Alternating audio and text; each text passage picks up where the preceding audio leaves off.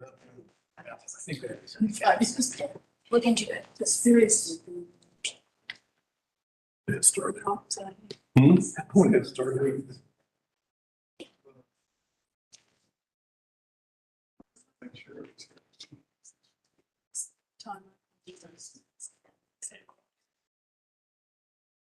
And we're gonna park it. Well, I'm on there. I'm so old. Oh, that's right. Yeah. Ours used to be out, but now I have to learn that. Meetings like that.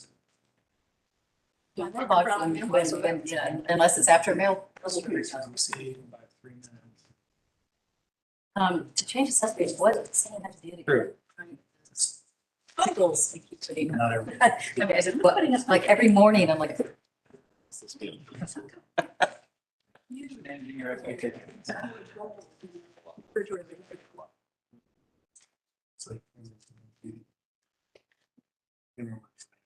Yeah,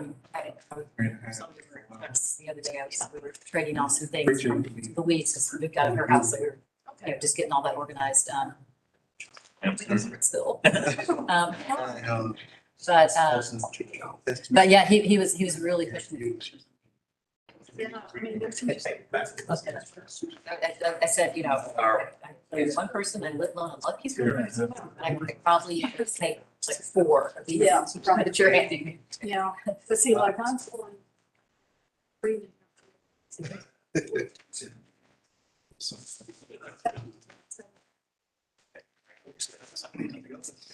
All I have to do is like just come up and you go. Have some pickles. Yeah, it might be nice if you just call. No, right now, this is. He's on sale. He's an acoustic. He's playing at Clarke's downtown. Tomorrow night he's playing at, but Okay, so he just plays, he writes a bunch of music. they're in Tanzania. And then there's 2 guys that sing a lot of cover stuff. Go on that afternoon. I'll be downtown. I'll walk over. But anyway, Sounds cool. yeah, it sounds very cool. Yeah, right, Very, buffeted by the North Atlantic.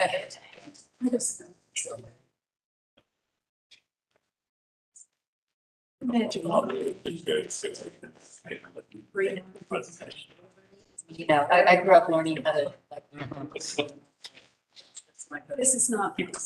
Very. Anyway, long story short. But I sent 2 cases. Because I said, I don't think I'll see you guys for another year. They keep like. Your state, their shelf stayed. Tucker tonight. Yep. Keep it moving. Once they've been through the sterilization process, they're not. Yeah. Doing.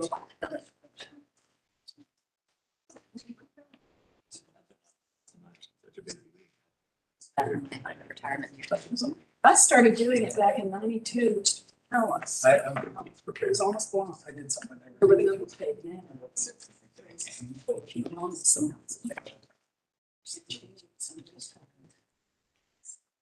Betty had died. She was her helper.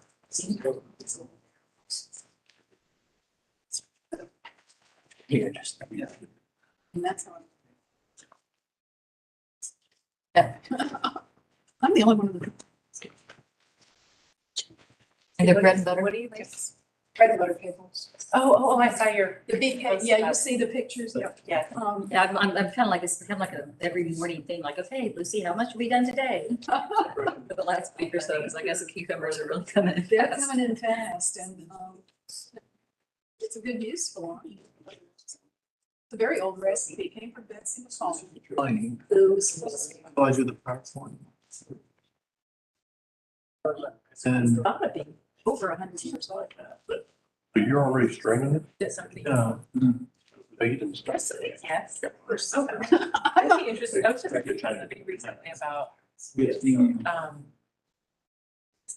no, I just have a very like positive memories. And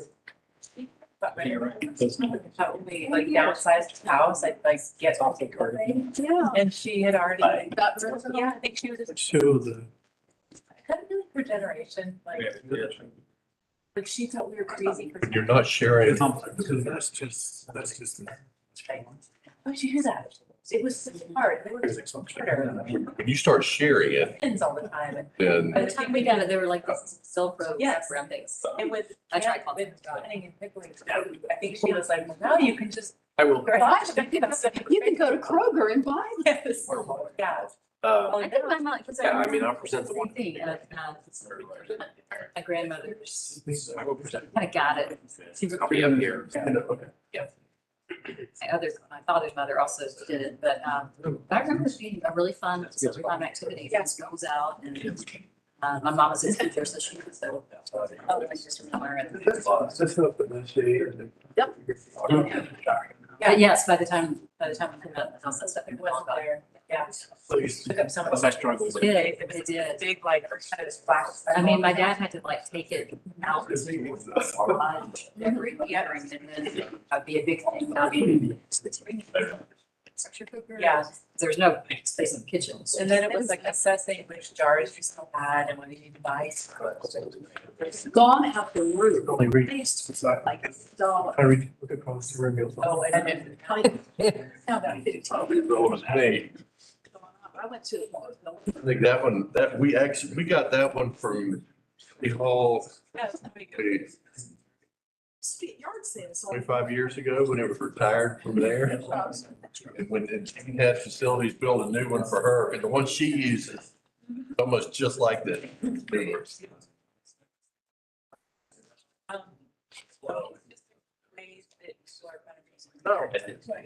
I know what it is. Yeah, and there's two for Athens, by nothing less or anyway, there's things like that that show up all the time. Really? Well, I thought it was real interesting. Just every time I went to-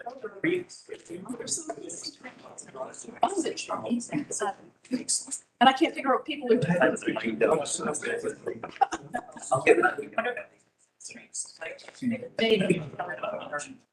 My second. Probably not the answer.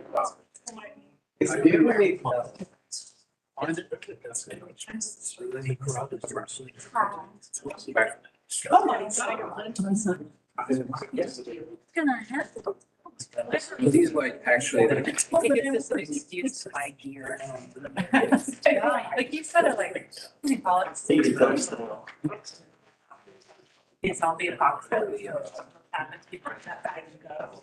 I always think like. If there's an apocalypse, it isn't gonna matter. Yeah, really. Braden's. We are so far.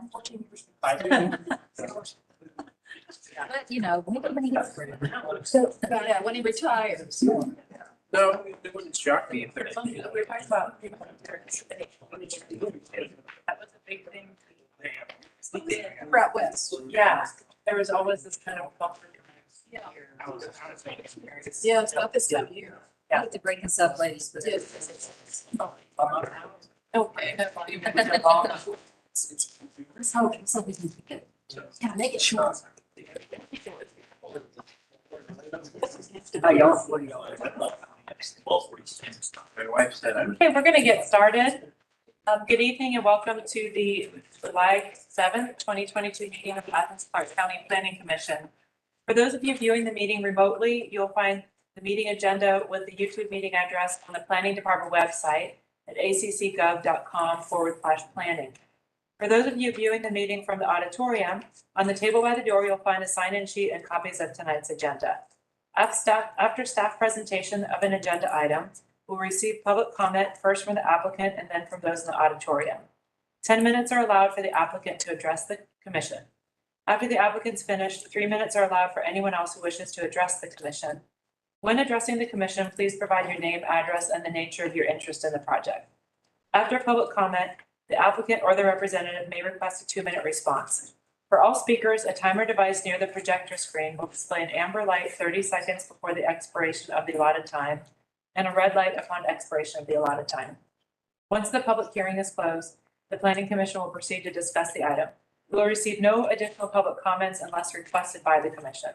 Exhibits may be displayed by the applicants or public at the podium. Written correspondence received by noon yesterday has been forwarded to the commission and is part of the public record. Any additional written materials may be placed into the record, to be placed into the record must be read during public comment within the time limits previously stated. Please direct your comments to the planning commission and not to the applicants, and please refrain from applauding or jeering any of the speakers. Finally, please note that the microphones in this room are sensitive and that the meeting is being broadcast live. Please turn off or silence your cell phones. Okay, so we'll start with the first item under general business, the introduction of staff reports and other documents. Would anyone like to make a motion? I'll move, the staff reports and other documents be, moved in or put into the record. Second. Great, all in favor, please say aye. Aye. And opposed? Okay, great. Second item is the approval of the June 2nd, 2022 Planning Commission meeting minutes. Motion to approve. Okay, Joey, and did we have a second?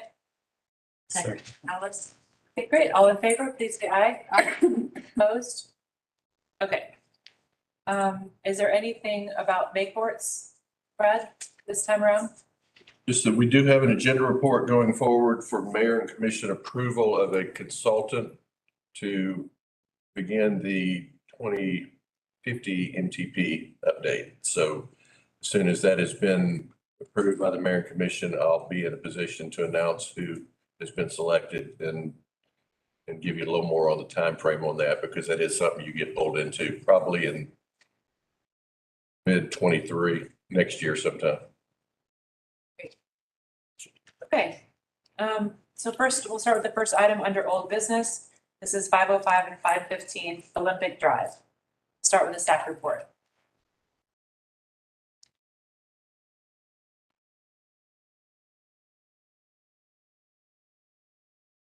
Okay, 505 and 515 Olympic Drive. We have two requests tonight. One's a future land use change from employment center to mixed density residential. And the other is a zoning map amendment change from EI employment industrial and I industrial zoning with condition to RM1 PD mixed density residential plan development. This is a location map. You see the property has a lot of frontage along the loop, and then also frontage where they would access on Olympic Drive. The property is currently undeveloped, primarily wooded. There's a pretty significant creek crossing through the middle of it. So the request again is to go to RM1 PD and then the future land use change as well to mixed density residential. The proposal has 271 dwellings, which is 681 bedrooms. Future land use map here shows the change from the employment center there, which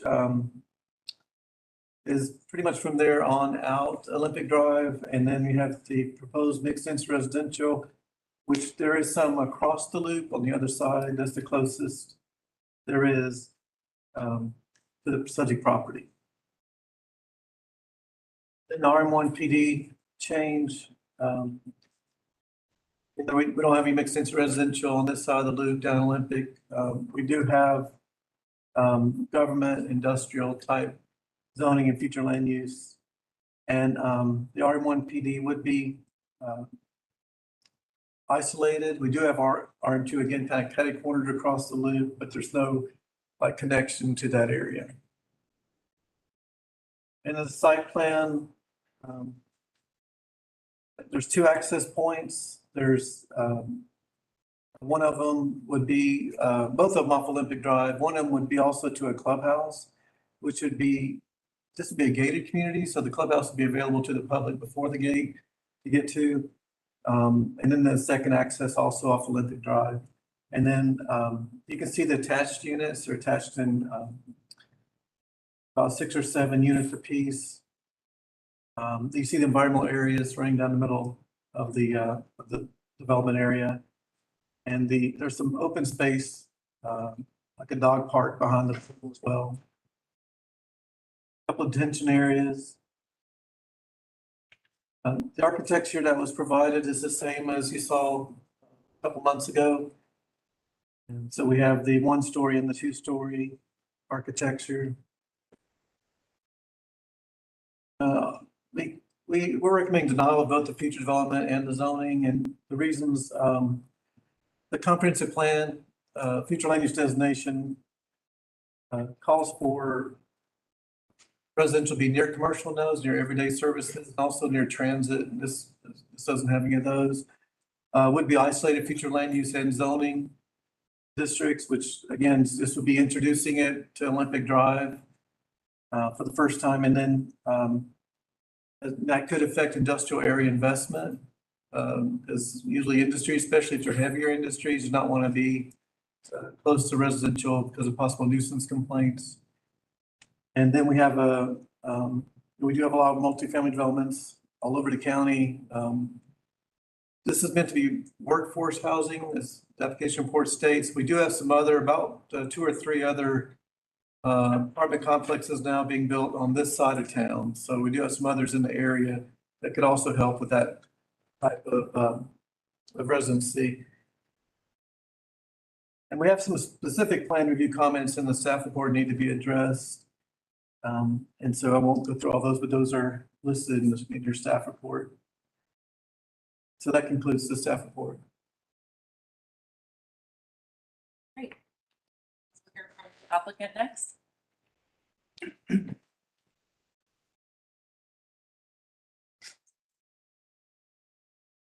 Hey there, Michael Kennedy, Mill Creek. We are the 3rd largest multifamily developer in the country. Previously have been focused more on urban infill locations, such as Midtown, Buckhead, Atlanta. We've got about, I think, 20-something offices across the US. Our recent approach in the last 18 months has been to adopt what we're calling a single-family rental platform, which is this product type. About half our units will be primary bedroom down, which is very appealing to the 50-plus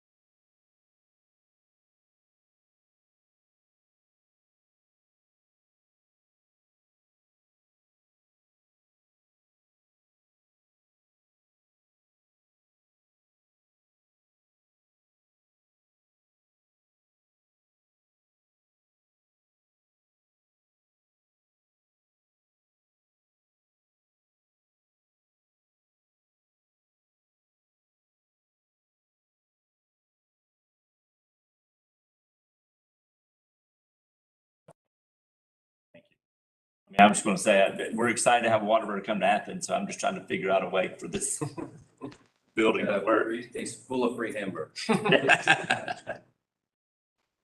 Somebody or from staff, maybe tell me which direction that sewage slope is going? Which direction, the what? The sewer is It's higher to the west. higher. Yes. I believe that's the sewer coming from Lowe's. Alex and Nikki.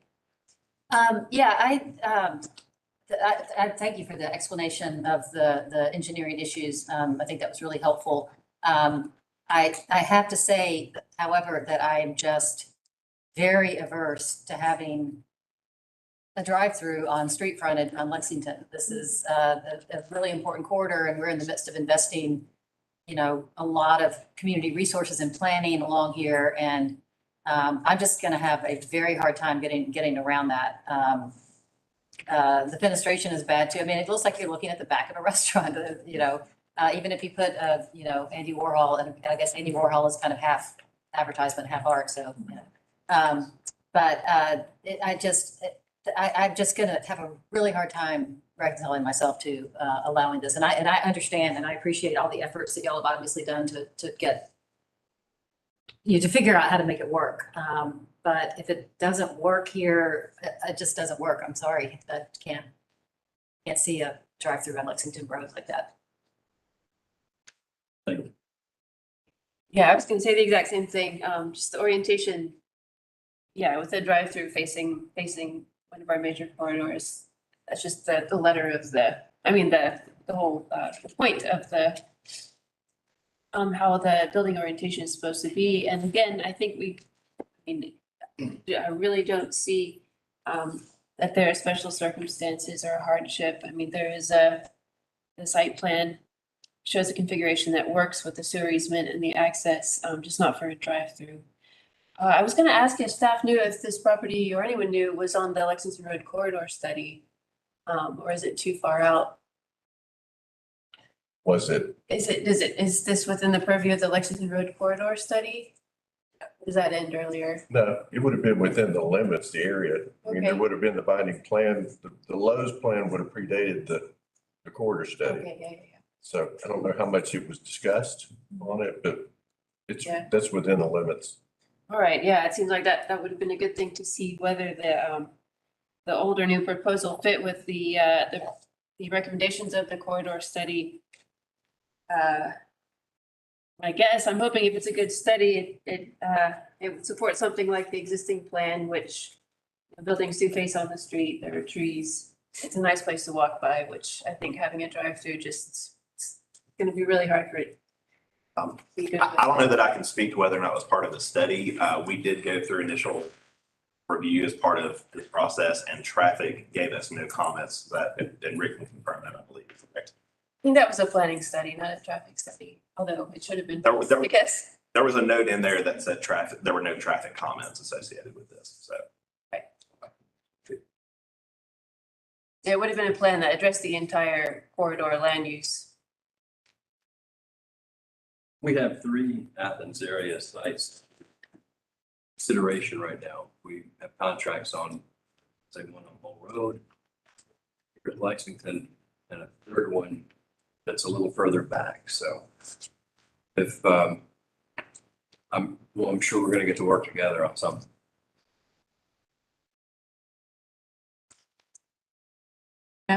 Yeah, I guess, there's a lot of drive-throughs on Lexington and I'm less troubled by that, the aspect that the drive-through windows are facing the road when, all the other drive-throughs, like cars go around all 4 sides of the restaurant at some point on their way in and out to grab their food. And so that doesn't trouble me as much.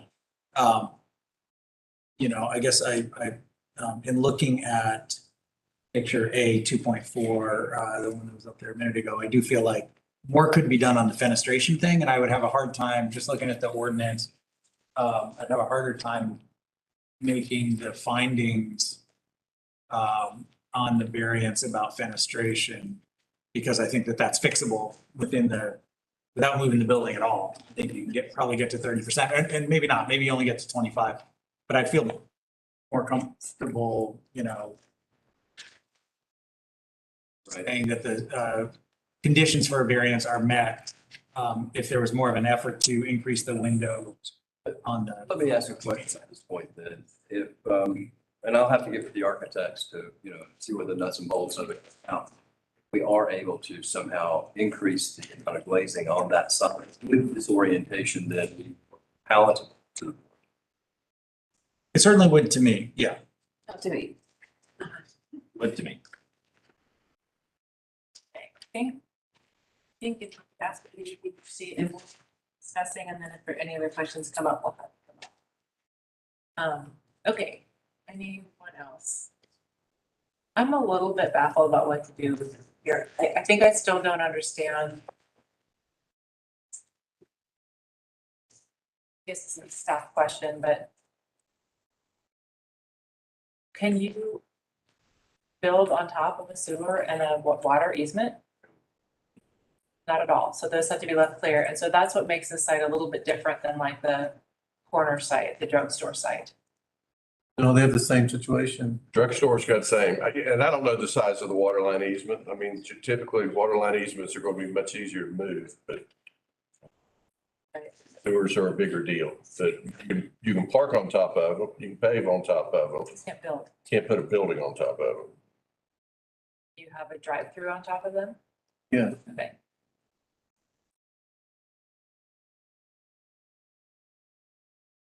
Thoughts?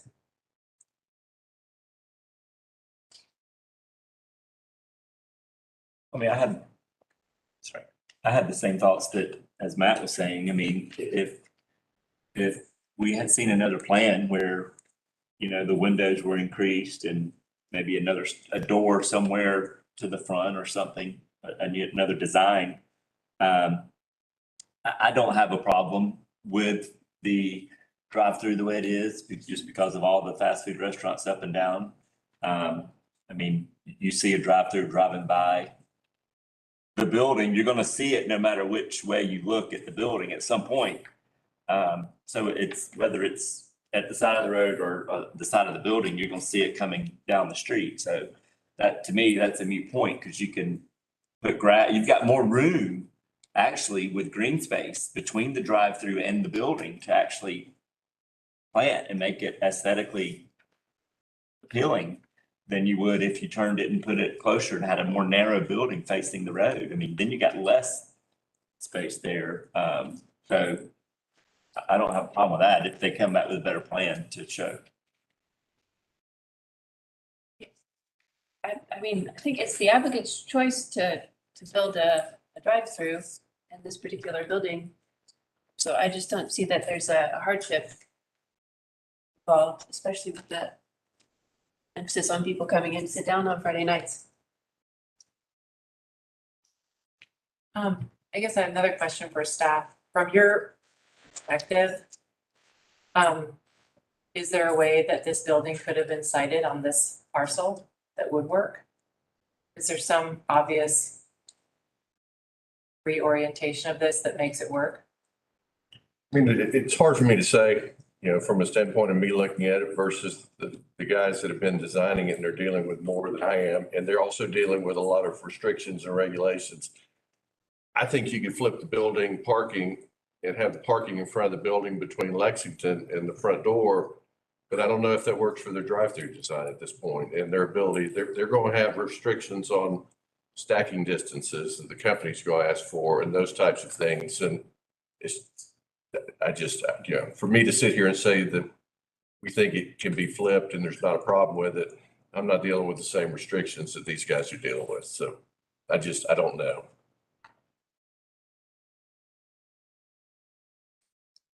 Yeah, I just, the orientation of the building in terms of where the drive-through windows would have to be, I could buy that being necessary on its own, but it doesn't really seem like any real effort was made to minimize the effect or impact of this requested variance, both with regards to the windows and with regards to the orientation. I know that the staff report says that it's sort of an on-off switch that they're requesting with the orientation, but I think that a middle ground could be reached to make the street facing side more appealable, even though there is drive-through windows there. But yeah, the lack of fenestration just seems to me that Whataburger doesn't want to. And so I don't see that they have met they've met their requirements for getting a variance for that. Yes. I agree with Alice. This kind of gives me heartburn. No matter how funny that sounds, it's true. To look at a drive-through on the front, on Lexington Road, which is a major highway, it's US 78 through town. We did those studies, Katie's right. We did that the planning study for Lexington Road and the Atlanta Highway. And this sort of stuff would never sell. I mean, it just wouldn't make it. And the variances, essentially what they're asking for is to give them permission to do what it is we specifically don't want done. So I'm with Katie and Alice on this one. It fades.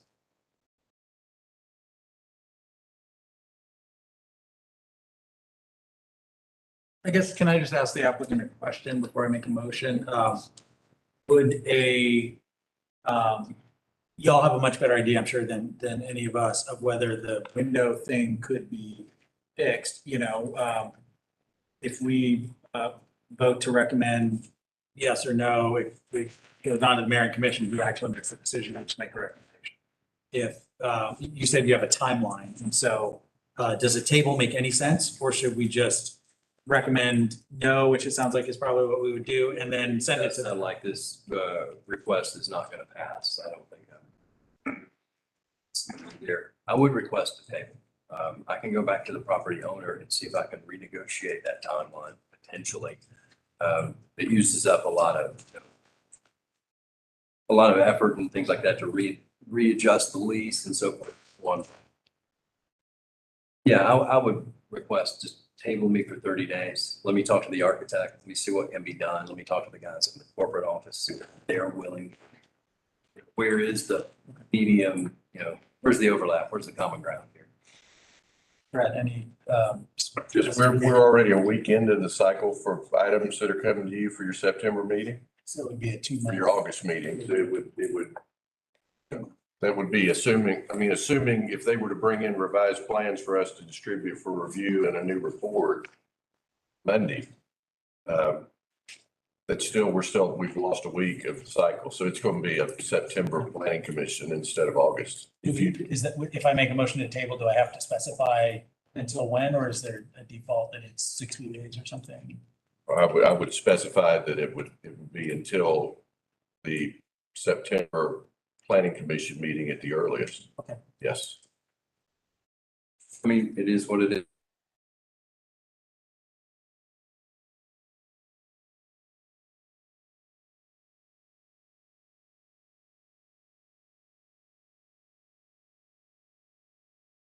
Any further discussion? Sorry, if it was, we denied the application, is this the kind of a proposal where something else can be put forth within a year? If it went through and was ultimately denied by the mayor and commission, it's still deemed a zoning action and would be subject to the year wait. Okay, all right. So Now, they could, between the time, if you set forward a denial and they opted to withdraw, but then it's going to be much longer than September before they could get back in front of you. I think it's important, table to be really, really clear.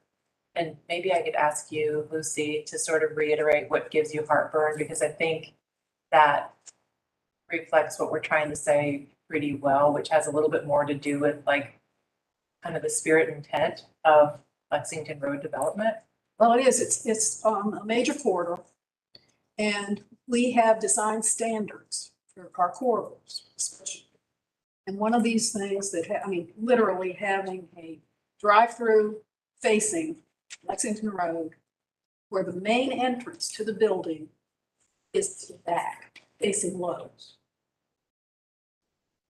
Is that it? Yeah, I think that's fair. Does anyone else want to add anything? I think it's probably also important to just be really clear that we can't do anything related to the sign or mural. It doesn't, that, I think I'm correct in saying that doesn't really factor into anything at all for us. I think that's something that the mayor and commission would ultimately care more about or maybe be able to discuss, but it's totally outside of what we can sort of respond to. I think it really has to do with that the intent for this corridor over time is to be something, you know, a corridor that has sidewalks, that has some pedestrian activity. It's never going to be like a downtown hub, but it could become sort of a hub of activity, and we do want there to be multimodal uses there. And so having a restaurant which you have its drive-through face the street really kind of literally turns its back to our intentions for the corridor. So being on the direction of the table vote, I guess I would just say that's I think what we're trying to communicate. That's important. Nothing. Can I ask a question? Sure. So it's the orientation of the building. That's the major thing. It's not keep it that way and put more glass on. It's that you really want to see the front face lights. If I could, Madam Chair, I mean, I think we've all spoken pretty clearly. I'm counting that it sounds like me, Lucy, and probably Katie will not accept a drive-through on Lexington. And I'm hearing from at least 3 others, and maybe Taylor, he hasn't spoken up yet, but they probably can be mitigated. There are 2 planning commissioners who aren't here tonight, so, you know, we can't really predict the vote, but I don't think we can give you one answer on that. I can give you one for myself. Right. No drive-through on Lexington. I understand. And then my last question, this has nothing to do with me being a Georgia Tech grad, does it? Just, You know that. We got a few of those in our government. Okay, so we have a motion on the floor to table this request. Any further discussion? Okay, all in favor of the motion to table, please raise your hand and say aye.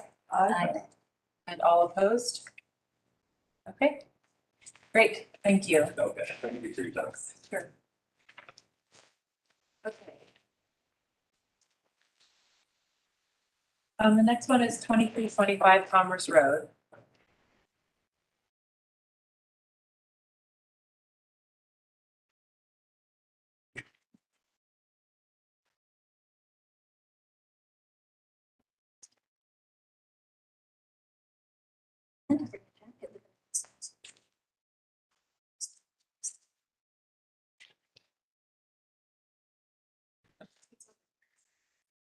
They're in the corner, but I don't think you can change. We're complaining about the temperature in here. Is there any way to make it slightly warmer? Make it warmer? Sure. Yeah. They're not hanging these. Like a minute.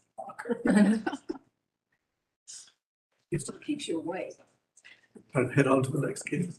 Oh, was it hotter down there? It's not hot, but it's not this cold. Thanks, I didn't. That's 70 on here. I didn't think you could change it at all. Maybe you can if you're red. I did think it. Yeah. At least it's not blowing. All right. So 2325, or yeah, Commerce Road. This is one of the, I guess, simpler items on the list tonight. It is a simple rezone from agricultural residential to commercial rural. This is the location of the property. As you can, it is right on 441 there on the right, and then it is bisected by the railroad. I believe that's a short line railroad. It's not a main line. So as you can see, this property is 2 parts. It is currently undeveloped, and there's a few properties on Commerce or on 441 that are developed. I believe they're houses, and then as you can see, the rest of the area is generally undeveloped. The request is a simple one, agricultural residential to commercial rural. There are no proposed uses at this time. They previously came through here and had a proposed use on there, did not go through with that. So it's really just a straight rezone. The property owner has given us very few details about what they're interested in. In fact, really none. They basically just said it would make the property more marketable, and that's why they want to change the rezoning. So this is the future land use. They are not proposing a change to the future land use. It is agricultural. And then this is the zoning. So on the, you can see that there's commercial rural on the right-hand side of the road there, and then there's agricultural residential on the left side. So the proposal would just be to make this property a commercial rural. The requested rezoning is compatible with the future land use. Our recommendation is based on a couple of things. One, the applicant has not demonstrated a real need for the rezoning. They've not demonstrated why the existing zoning is insufficient for what they want to use the property for. And our 2018 comp plan favors preservation of the greenbelt and agricultural residential land. It favors nodal development rather than kind of strips of development along various corridors like 441. And in general, the spirit of the comp plan is trying to avoid sprawl. And so further development out here, sort of on the edge of the county, might in general be frowned upon. So that concludes the staff report for this. Thank you. Okay, we'll hear from the applicant.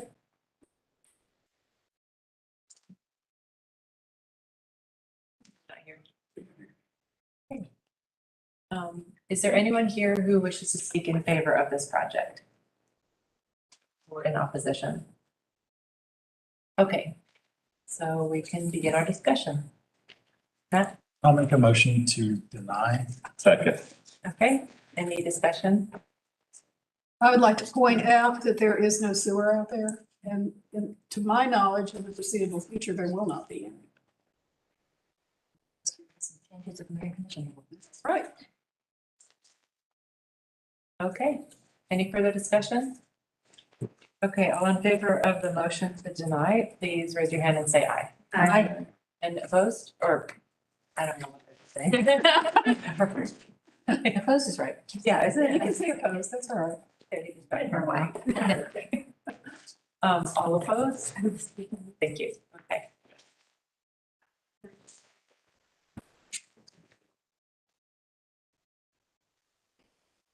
Okay, next item is 229 Beggs Street.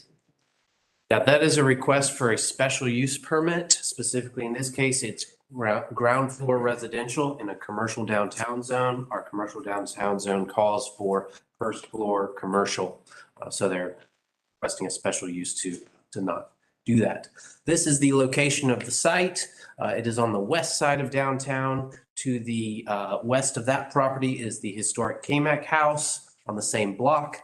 Bottle Works is to the north.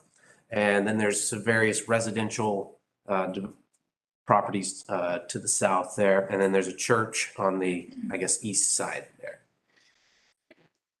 It is currently a parking lot used by Bottle Works, although we can say that the Bottle Works property accommodates the required parking for its development on site.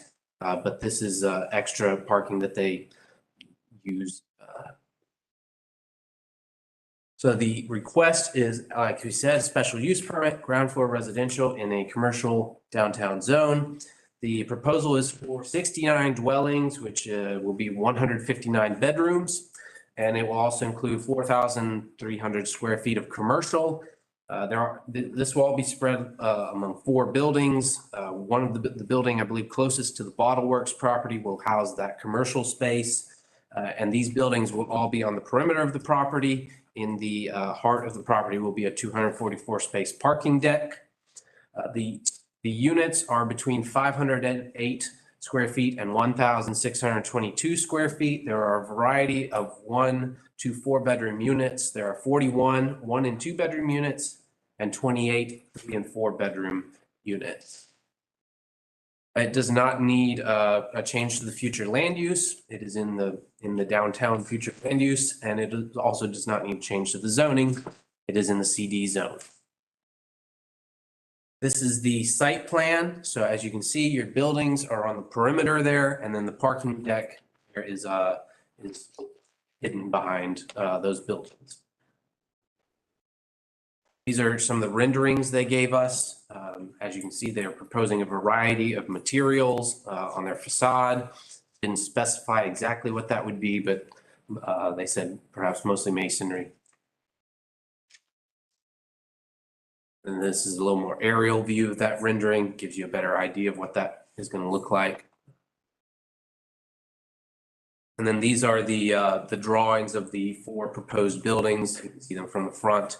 I believe goes from building, the one on the right there, on the bottom right is going to be the one closest to the bottle works. And then the one on the top left is going to be the one on Hancock Street. And then the other 2 are going to be in between. Our staff recommendation, you will notice it is different in your staff report. That is because some of the other departments have talked with the applicant and have withdrawn some of their concerns or addressed them. So our staff recommendation on here is officially approval with conditions. We note that the proposal is compatible with the existing zoning and the existing future land use. We believe that since this is the edge of downtown, it is closer to a residential neighborhood. Newton Street and Hancock are not major areas right there. And so we believe that residential on the ground floor is inappropriate. It is compatible with the location in staff's opinion.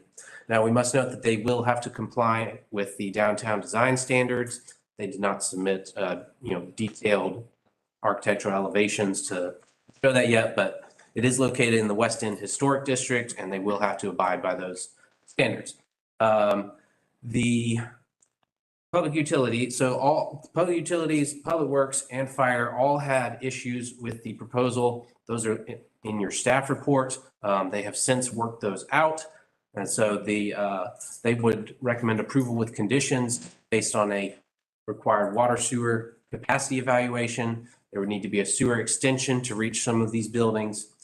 Public Works is comfortable with allowing steps from some of the buildings into the right of way. That satisfies their concerns.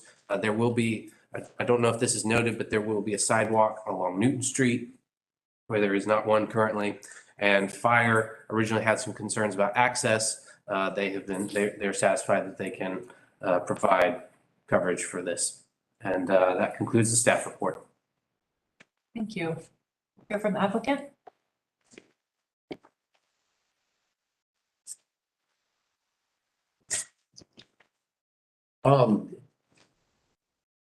Yeah. My name is Chris Evans, and I reside at 155 Edward Circle. I also am an owner in the Bottle Works, the existing. My firm is in the Bottle Works, so we own our condo. And so this project is kind of fun for us because it's in our backyard, and I'm actually excited to see what just happened because we put a lot of work this weekend to kind of satisfy these comments. So I would like to take a moment I was prepared for some words and I'd like to read those words. So I feel like maybe, it's worth it. I know there are some people from Bottle Works here and from the neighborhood. We've met with everybody. And we still want to hear their concerns but we're really here just to kind of review the special use for the ground floor units at buildings 1, 2, and 3, and 4, or 1, 2, and 3. The 4th building is one at the top. We call that building 4, just for reference. So if you don't mind, I'd like to take my moment and read my. You got 10 minutes. I have 10 minutes. I won't 10 minutes. And I might shorten it because, and I want to say Frank Pittman is here from Pittman and Greer Engineering. They're the civil engineers. So if we want to talk about fun stuff like sewer and water and utilities, I might have Frank come up here and talk about that stuff. But if you don't mind, I'm going to read what I had put together today. Thank you, staff, for working through us this process. As you stated in the documents, we request a special use for street level dwellings on buildings 1, 2, and 3. Our goal is to create a transitional development that connects the low density with downtown. The design is a 5-story building facade that are stepped back, as you can kind of see. We have a 4-story parking deck. The special use request is to grant 3 out of the 4 buildings to the ability to have ground floor residential, as was just presented. We believe this is appropriate for the neighborhood and will keep the sidewalks engaged with the residents, whereas commercial in the entire development would create a dark spaces after 5 p.m.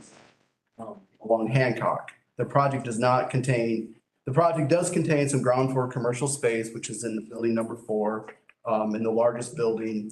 We felt like that corner was the best, addresses the bottle works, addresses the grid, addresses the alley, kind of addresses Hendershots and Tzatziki's. Is a good place for that commercial element.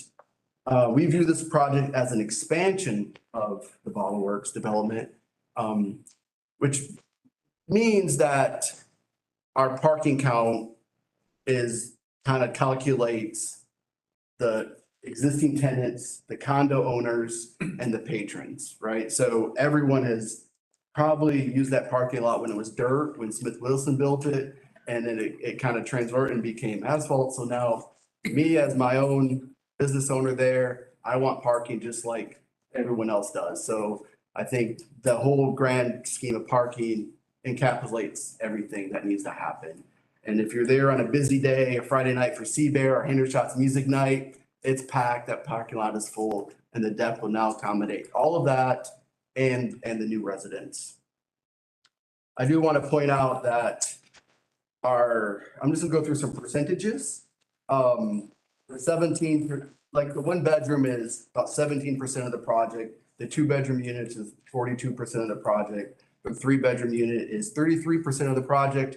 And the 4-bedroom is 7% of the project. So we are working really hard on the 1s and 2s. The bed count is significant below the ACC, what we could get for this. We're also lower than what we could actually do. You'll notice there's no pool deck or golf simulator planned for the project. The goal is to deliver thoughtful dwellings in the commercial setting for Prince Avenue and the business. And the amenity is really downtown. The amenity is what is around. That's what we're trying to encourage. The owner, they just developed the project on Mathis. It's on Lumpkin Street. So that is a great example because it's a mix of people. It is professionals renting next to students. It's grad students working next to managers. So that is their goal. And the owners they're going to put higher quality materials in these units. And that's their goal. That's what they really want to do because they want to invite everybody to be able to rent. While see here, let me go through this. I want to point out that, the ground floor units, we have front doors facing the street. I mean, that's our goal. We want you to be able to walk up 5 steps, go to your front door, like you would a brownstone or a row house. And that is by design. Historically, if you read about brownstones and row houses, they always started out as a single family home, right? And over time, they got converted by developers and tenants to commercial space. Our goal here is it is a flex space for us. It could easily be translated to a commercial space. So these 1-bedroom units on the ground floor or 2-bedroom units could be a baker, it could be a barber, it could be something small, but they are designed so that they could be almost an office space later in life. As you kind of figured out, we have some garden style apartments in there. So you're going to go down underground, if you will, with some windows. I think that's unique for this town. I'm here for any questions. I appreciate Rick listening to me gripe all week and listening to Frank and listening to the fire marshal. Like they did a lot. They did great work this week and we're here to answer any questions you may have. Thank you. Thanks. Is there anyone here who wishes to speak in favor of this application? I want to speak for and against, but I just want to do the for. I want my maximum time, so I'll do the for and then sit down. So I'm Liz DeMarco, 327 Hill Street, Athens, Georgia. And so and it's a little confusing to me because for tonight, the special use is for the residential on the first floor. Is this design bound with that? Okay, and so I'm speaking, I do think that this area is definitely residential. In fact, because it's right on the line of commercial and the future use plan, sorry. You've got traditional neighborhood just right there, it's right at the border. And you have the condos for the bottle works along Meg's, you have the apartments along Hancock, and then you have Big City Bread, but then you have houses, along Finley. So I definitely support residential on the first floor, and I think they've done good things. I mean, because I like that organicness of how towns develop. So I like that they have the different buildings, the multiple buildings, and then stepping in the top floor. So that is my support. And is there anyone who wishes to speak in support? May I ask questions? No, actually, Okay. or I don't know. If he could speak and phrase them as, Sorry. we may be able to answer them later, but it's not a question and answer at this point. But a good way to ask a question is to come and make your comments in your 3 minutes, and then we can address them in our discussion later. Oh, sure. Okay. Yeah, sorry, I didn't really do a very good job of that. Good evening. I'm John Keeble. I live at 12033 Jefferson Road, right across the county line on a horse farm. And I'm a condominium owner of Full Cup Financial right there in Bottle Works. This looks beautiful. And I love architecture. I'll to look at it, but I don't know what it entails. But quick question about the parking. Quick question is will we end up with more parking? Considering how many different, was it 159 bedrooms? Is that right? Or beds? All I'm asking is about the parking. Can I answer? Yeah, this is unique. Answer, Chris.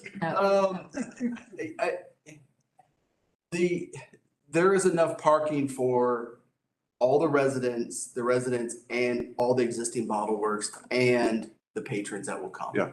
You will not lose any parking. I assure you of that. I do. And We're in the same boat there. I mean, yeah. no, your space is below my space. And so, I mean, there is enough parking for everybody to use it. Yeah, that's great. It looks like from our assessment of it that 2 spaces per condo or per dwelling. Uh-huh. No net loss of any of the existing parking that's there now for existing owners across Meg's. And just a handful of additional spaces for the additional commercial that's being built into building 4. Right. Well, looks beautiful. Thank you. Thank you. Thank you.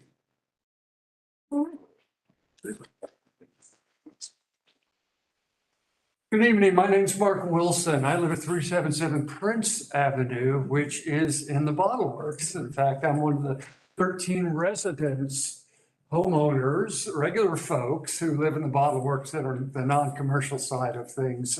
And I actually represent those 13 residents on the Bottle Works HOA board. So we've had a lot of conversations internally with the residents, not the commercial side, but the residents in the Bottle Works. And I'm very appreciative of the fact that we've had the opportunity to not only talk with the architects and work with them, but also talk with the owner and work with them. So I think at this point in time, with the plan that we see available, we are generally in support of this particular plan. We like the fact that, and we've always, even though we're technically downtown zoned, we felt that we were in that buffer between the residential and where the real commercial development is, where it's mostly commercial. I think the absolute last thing in the world we want is another 8-story box that blocks out the sun and has commercial on the ground floor that we can't fill. And so it's empty and it looks like, well, you know exactly what I'm talking about. So that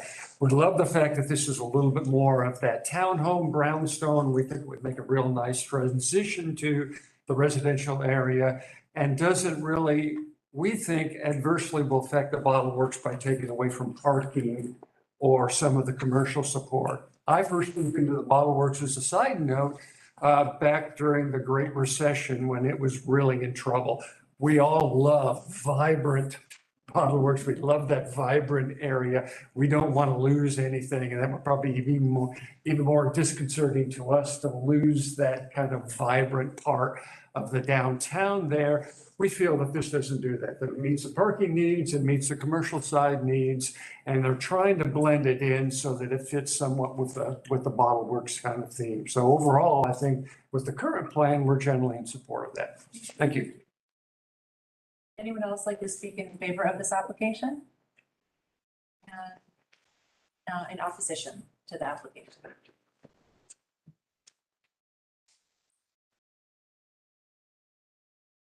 Okay, Liz DeMarco, 327 Hill Street. So exactly, so the bottle works, the people that live in bottle works, those are the kinds of residents that I feel like Athens-Clarke County has not catered to.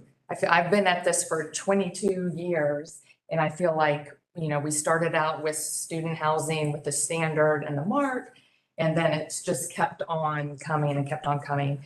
And this, you know, this is on my pathway in a major way. This is on all of our pathways in a major way.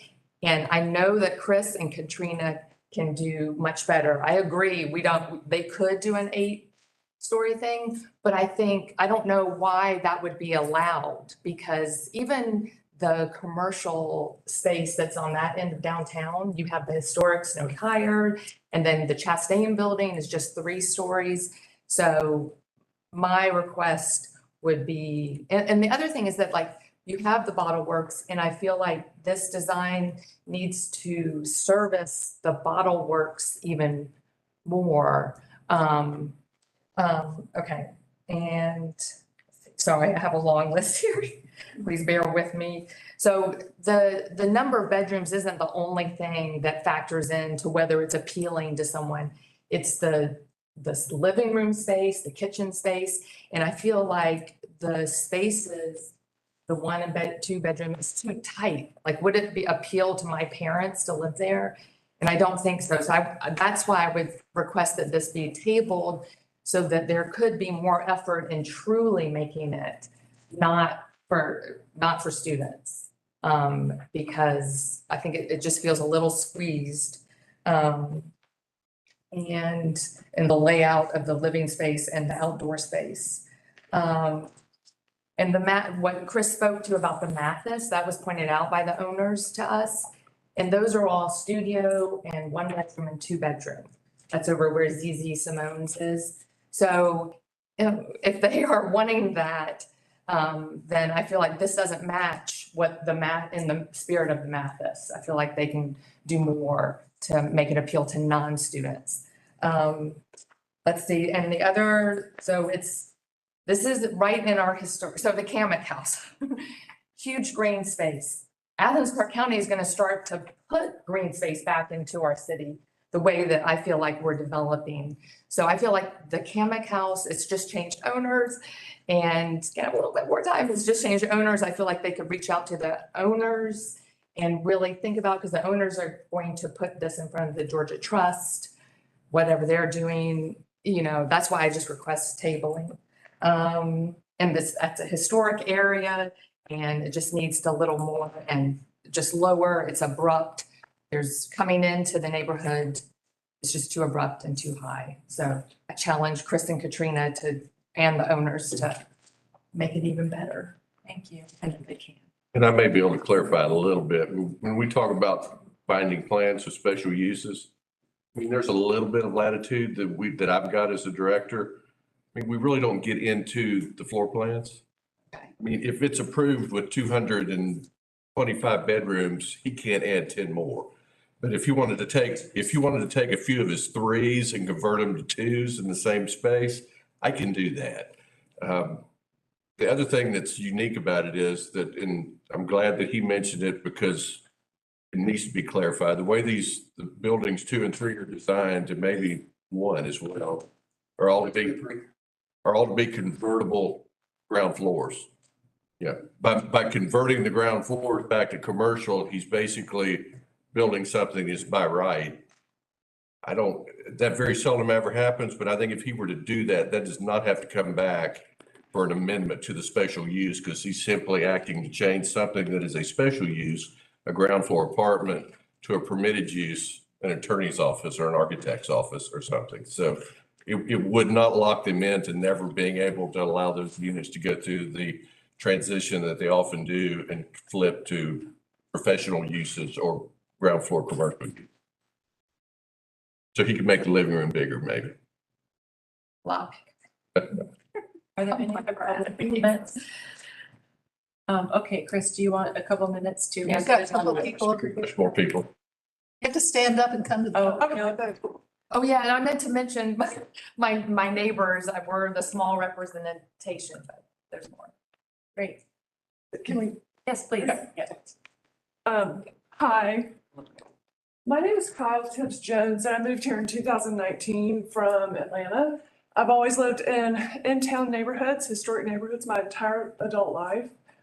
I just want to say this kind of development in a historic neighborhood, there is nothing historic about that design. And those of us who are buying these houses in historic neighborhoods and fixing them up and pouring money into them, like my house, I have street parking. You may have enough parking spaces for the folks who live there, but their friends are going to come over because you're going to cater to students with those small living rooms and the way that you're building. So like in Ainsley Park, Morningside, all these, Ponce Highlands in Atlanta, you can't get anywhere because of these kind of developments. It's not the parking and it's not the people living in it, it's the congestion that it brings to the neighborhood. So I just want to say this, it's not historic in a historic neighborhood, and the parking is going to affect all of us, all the way uphill, all the way up Meigs, all of these streets. And I would just ask that you consider a design that is lower and potentially less dense, and think about the congestion that's going to bring to the neighborhood. Thank you. Thanks. Anyone else?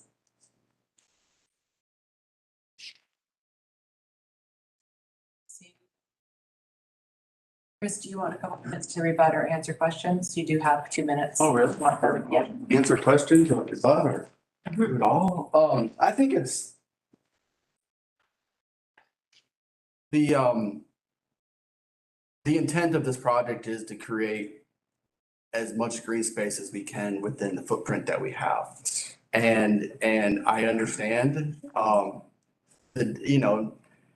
again, we can go 100 feet tall and we could have a podium building and we could have all by right. And honestly, we could, if we really wanted to, we could have put commercial on all the ground floor today and submitted it for permit. And it would have been, we can do it all by right. The owner didn't want to do that. They wanted to treat something that is a little bit more scalable. And I think by the 4 buildings, break them up, you have views, you have gaps, you have spaces, you have shadows, you have scale, it's pedestrian. And then when you talk about historic, we should talk about that word in 50 years. Because it's hard, any building that we build today is modern, it's contemporary, it's new material, it's new 2x4s, it's all new. And if we're trying to replicate a downtown, I think that's not what we're trying to do. We're trying to create human scale. And human scale can be either, at a 5-story building or a 10-story building or a single family home. So I think these buildings are scalable, they address the sidewalk, they do transition you from downtown to the neighborhood. It is a surface parking lot, which is, this town has been trying for years to get rid of surface parking lots.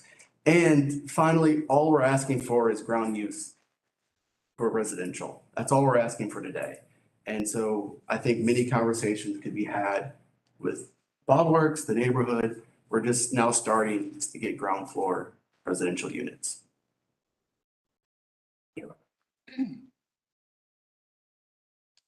Okay, would anyone like to start us off? Jump out there.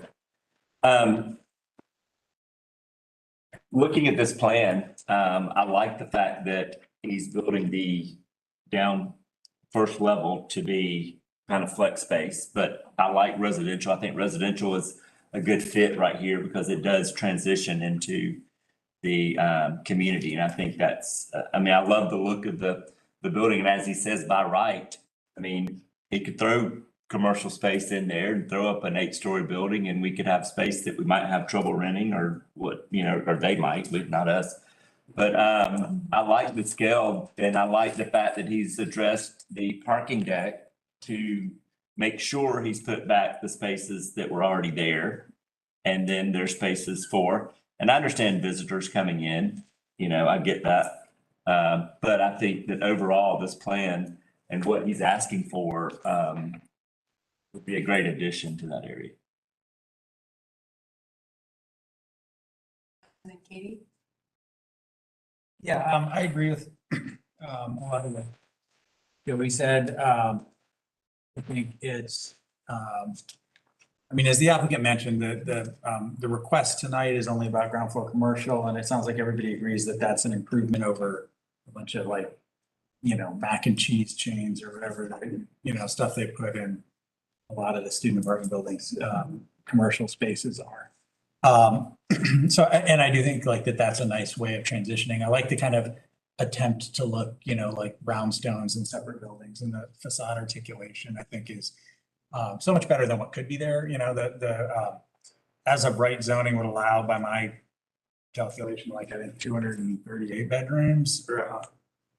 So like 80 more bedrooms than this application. I don't know how many more vertical feet, but many more stories, like 8 stories or something like that. Like it could be the mark. You know, and so our zoning, I've said this before, our zoning has a lot of problems. Like our current zoning code has a great many problems. And I appreciate the neighbors' comments and concerns about, you know, historicness and all that. But this is a commercial downtown zone property. And as of right, you know, a different developer would have come in here with a very different project that, you know, would have people picketing in the streets because it would be way worse for that area. And I think this is a nice attempt to kind of transition out of downtown and in a lower intensity way, acknowledging that it's way more intense than the Bottle Works itself, much less, you know, Finley Street or a block up. But the kinds of things that are going in down Newton, a block down the hill from this on Newton, those sorts of big Death Star looking student apartment buildings, like that could be built here too. And so I'm grateful actually. Arbitrary though. I'm sorry, Matt. I'm sorry, Brad. It's just, it seems so arbitrary that at some point they made that commercial downtown. It should have been traditional neighborhood. Okay, that is just, so it's just, I'm sorry, you guys. I was born, raised here. I see my downtown going, okay?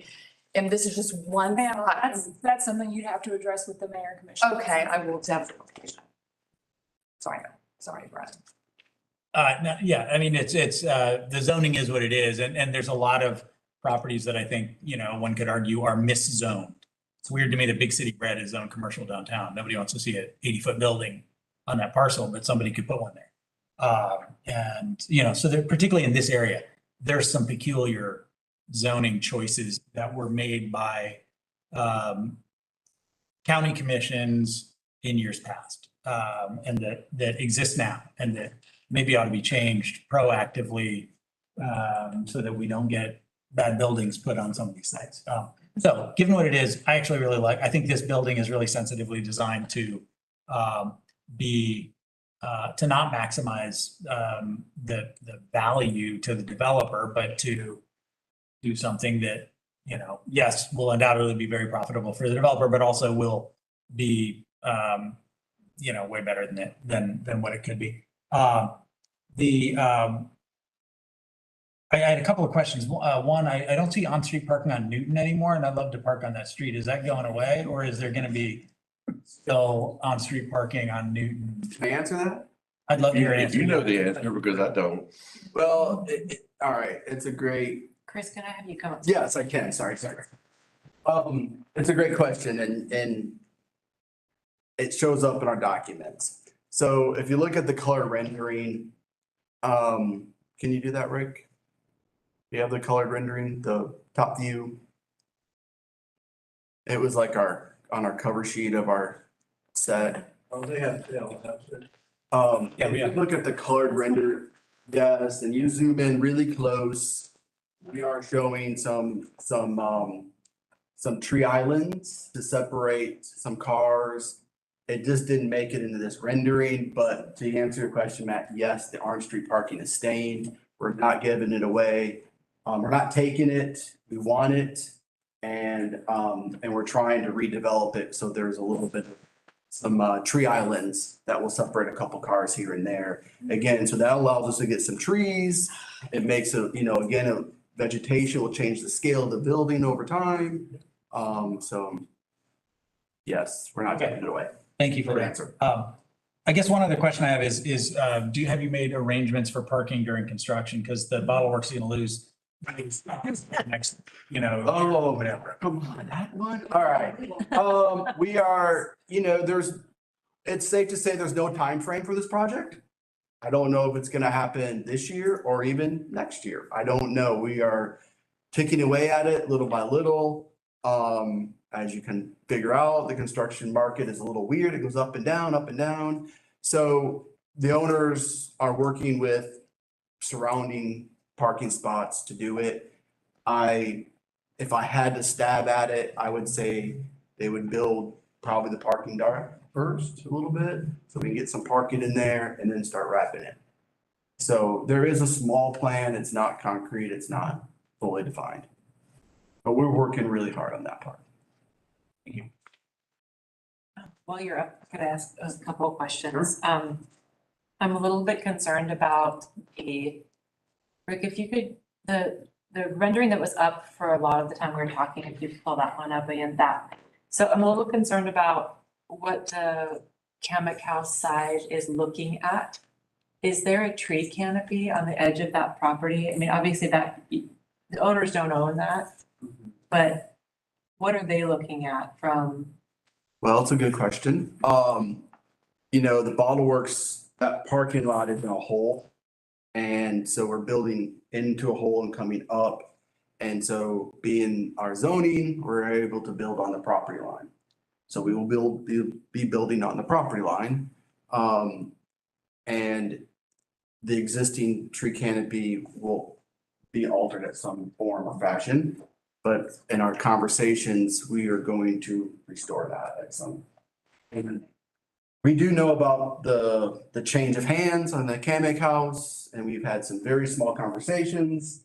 We're just now getting started. Lucky for us, we went first before they come, right? So, we're in very small conversations that's just kind of fresh.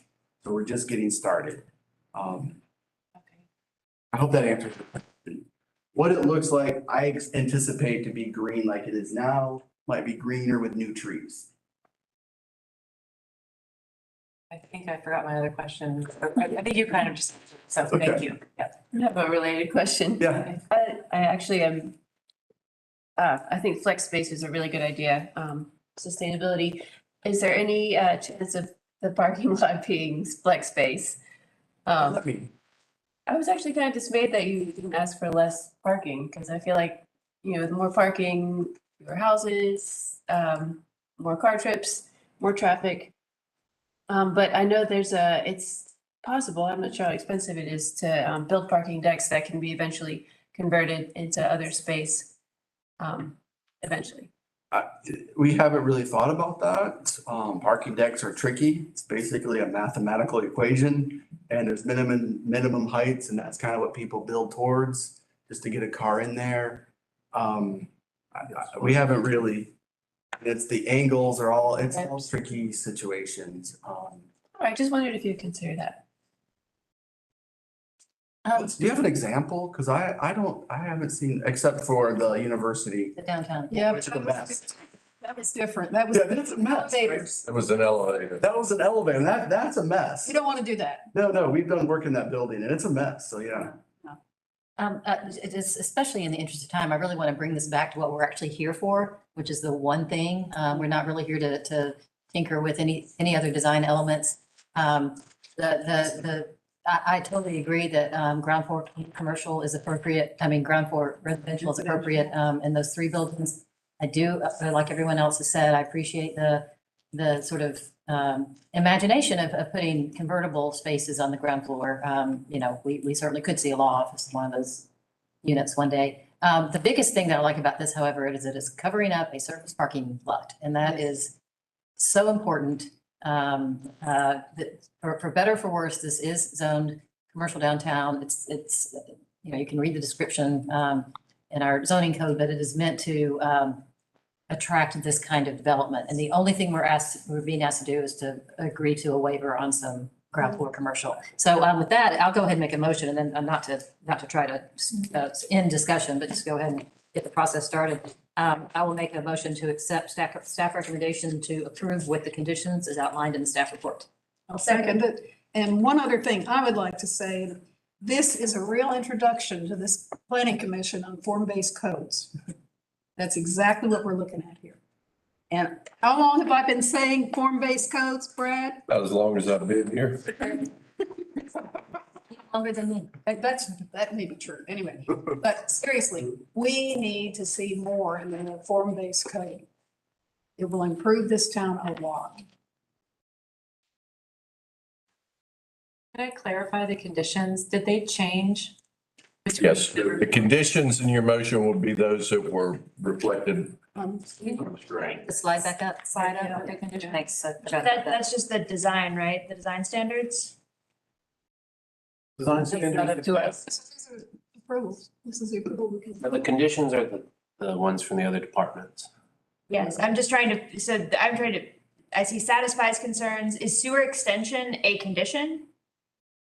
Yeah, the utilities has a couple of conditions. Okay. And then the future right of way dedication. Okay. Which Public Works is fine. They can put the steps into the future right of way. Okay. Right of way dedication. So the conditions are just those two things? Yeah. Design standards, water sewer. Design standards aren't conditions. Yeah, we don't, I mean, they've got to follow those anyway, so I think it's just those. Water sewer and the transportation right away. Yeah. So that's what my motion reflects. My second too. And I normally don't take these reports home. I'm taking this one home. Any further discussion on the motion? Okay, all in favor of the motion to approve with the conditions as outlined by staff, please raise your hand and say aye. Aye. And opposed? Okay, thank you. Motion passes. Oh, now it's. Yes. Thank you.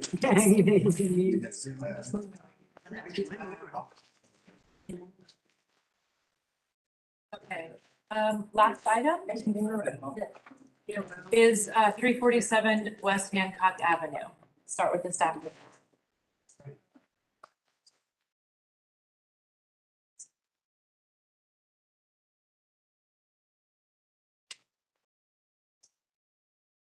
It's their last case night, so hopefully you're free for this. Special use for a fraternity in the commercial downtown West End design area. Location map on the south side of West Hancock, one lot removed from Pulaski, across from the First Baptist Church. And the aerial. Future land use downtown remains the same, and the zoning map's only changing with the adding the triangle for the special use. It is for fraternity. Right now it's a vacant building on about a third of an acre. There's no on-site parking at this time. There was a parking lot, but that property has been subdivided, so it's just the building. The parking lot's on another lot. There's no building or site modifications proposed. And there's a requirement for an off-site parking agreement for non-residents. And there is news about that, which I'm sure the applicant will share with you. So no changes. This is just the lot layout, the improvements on the site as it is. And then the architecture as it is. So we believe the With other mixed-use projects in the area, like the large one we just reviewed, that this would have a minimal adverse impact on the downtown area. So with the condition that they do record that off-site parking agreement. So that concludes the staff report. Okay, would the applicant like to present?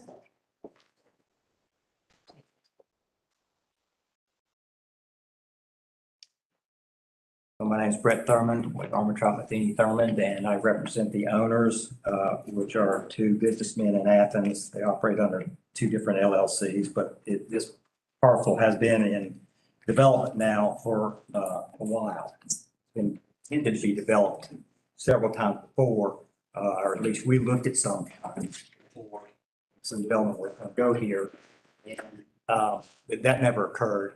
And the intent here, to begin with, was the reason why the parcel was subdivided, as you see now in the parking lot on the left-hand side, is now its own separate parcel.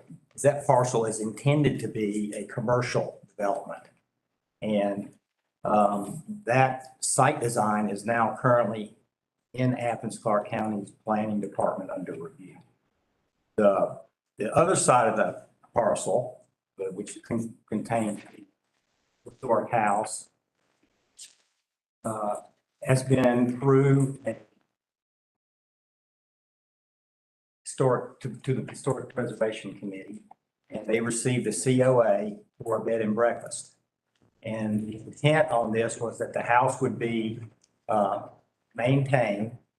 The back section of the house, which you see lower in the page there, is a recent addition, certainly not original, and that is going away, and a new hyphen connector and a number of other bed and breakfast bedroom structure will be placed behind it.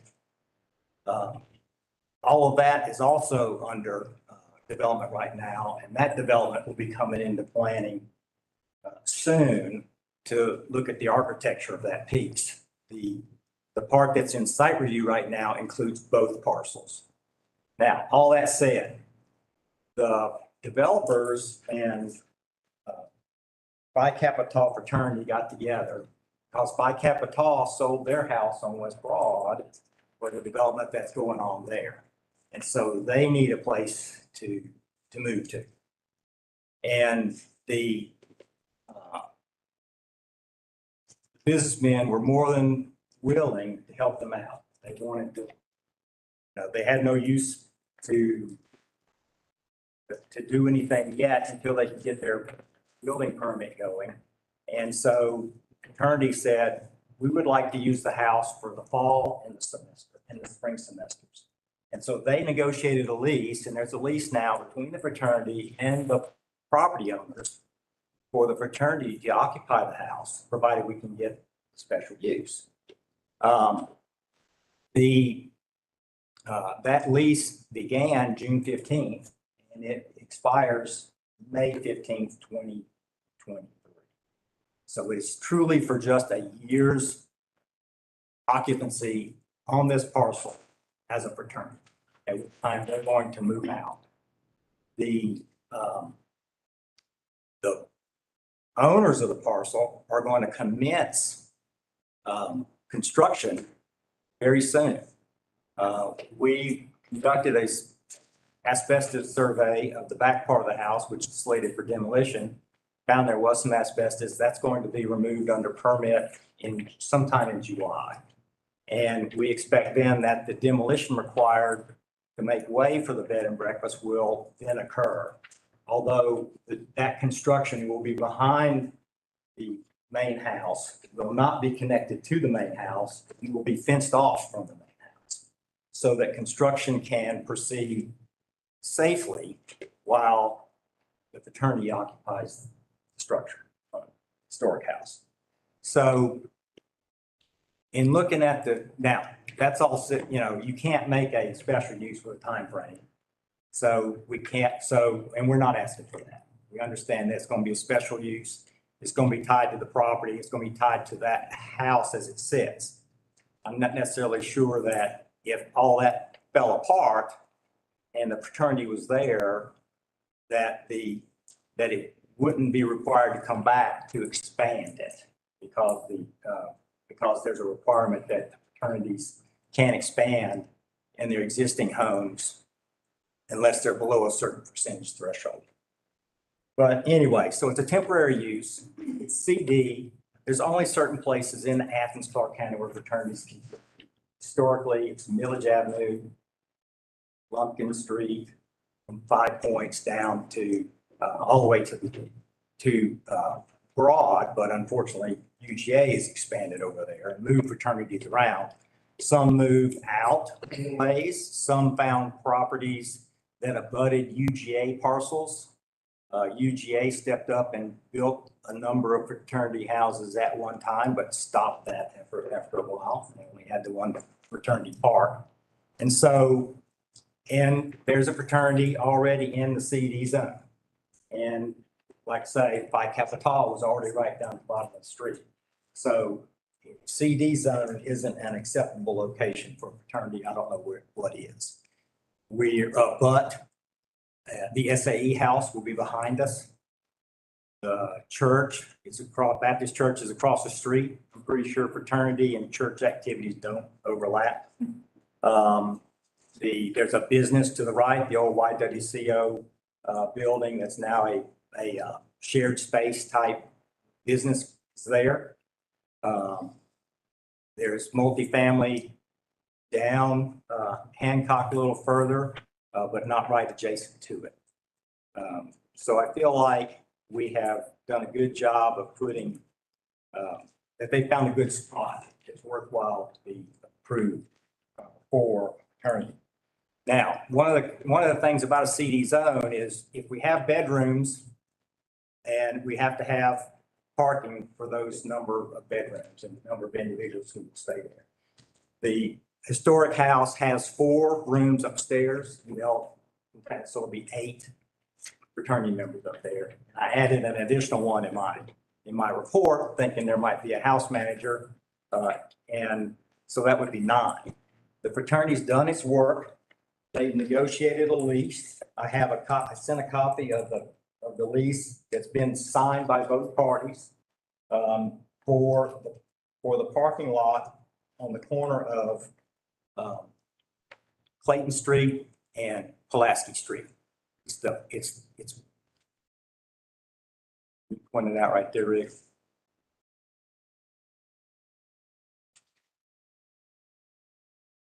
Right there, that's it. There we go. That parcel, well, you see one parcel there, but it's actually, and there's a second parcel and it's 2 parcels together, but part of it has building on it. The rest of it, there's 30 parking spaces in that lot. We have an agreement that the owner of the lot is allowed to maintain 5 parking spaces, and the fraternity is therefore paying for and renting 25 parking spaces downtown. So we cover the number of residents who live in the house plus others. Now, one of the reasons why we wanted to do a temporary use is the most important time for a fraternity is the fall. It generates, I mean, that's the fall rush is then. That's the biggest rush activity that the fraternities, sororities only do fall rush, but fraternities, that's their main rush point as well. And so in order to facilitate that recruitment, a house is necessary.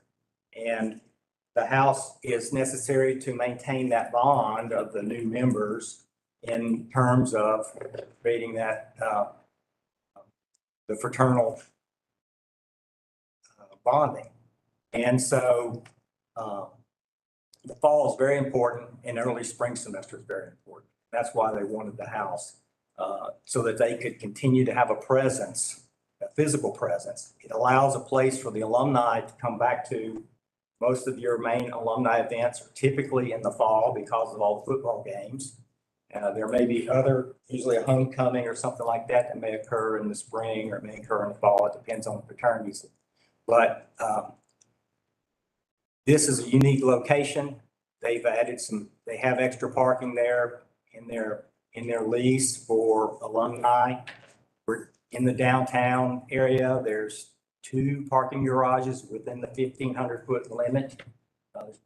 on-street parking. So from that standpoint, I feel like we've got a great location here for a use that's going to be only last 1 year. And with that, I see now about to yellow. And all I say is that you were going to get to see David Matheny, but he was on vacation. And I can't have the flair that he has. He wishes he could be here. Thank you. Cancels vacation. Good Lord, no. Okay, is anyone here to speak in favor of the application?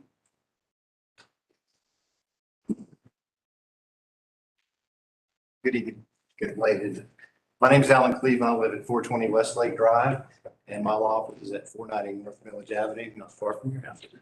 So I moved to Athens in 2020. I went to school here in the 80s.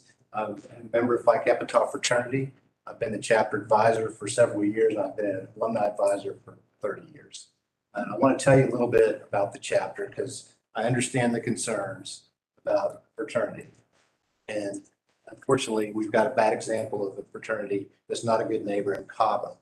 And we're going to be a good neighbor for 10 months. And I want to tell you a little bit about our chapter. We've been a member of Athens, this community, for 70 years. Since 1950. We've got a chapter here. We have over 1,000 alumni.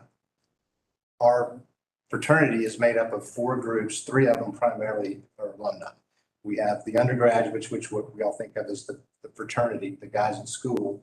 There's about 80 of them, and the rest are on 3 organized boards. We have a board of governors, which oversees the chapter's functioning. We have a house corporation whose sole nonprofit purpose is to provide housing for the fraternity. And then we have the graduate council, which is everybody who's graduated and comes back and for football and things like that. Our first house was at 470 Hill Street in 1950. And then we moved to a house on Wilcox Street, a real small house. In 1968, we bought the Sewell House at 846 South Village, which is now the ATO house. We love being in historic properties. We sold the 846 Millage House in 2009 because the chapter had hit some tough times and we wanted to reorganize. And a few years later, we bought the 558 West Broad, the old Steak and Ham property. At the suggestion of the city, we took it off the tax rolls, put it back into use, and we built a building over that, the house, approximately 26 men. Last year, Lincoln Ventures came calling and they made us an offer we couldn't refuse. We didn't want to stand in the way of progress, and we sold the property with the idea that we could find another place. We are actively in that. In the meantime, time is creeping up on us for the school year, and the chapter needs a place to congregate. That lot is not very big. The house is 5,000 square feet. It's very suitable for what we want to do. It will be up to 8 guys, but right now we only have 2 for the fall because they've all signed their leases already. So there's only going to be 2 people there that, that are living there. We might have up to 8 in the spring, but we don't know. So our chapter's always been a good neighborhood. We've always tried to be mindful of trash and noise and things like that. When we were at 846 South Millage, we did an easement, historical facade easement on that property. And then we also did some things with the community to get that historic district organized there back in the 80s. At 558 West Broad, we were active with the Reed Street Park in that area. Those guys do a lot of volunteer work. I know I'm probably taking up more time than I should, but do you want me to stop? I will, but I ask you to stop, but Okay, thank I'm you very much. Thanks. Okay, anyone else here to speak in favor or in opposition?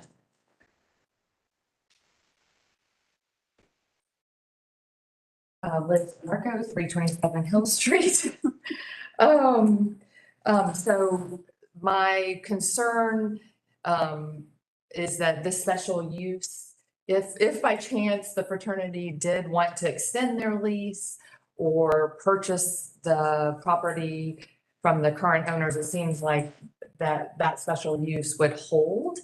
And having another fraternity in our midst is just not conducive for things like the Bottle Works is trying to do just around the corner. And so the KAs, of course, went in on Hancock, and the pressures of noise and trash and parking, and the thing, it expands in that then others want to rent houses around the fraternity. So it is just, it's definitely put pressures on our neighborhood that, we have been not conducive for good living for us.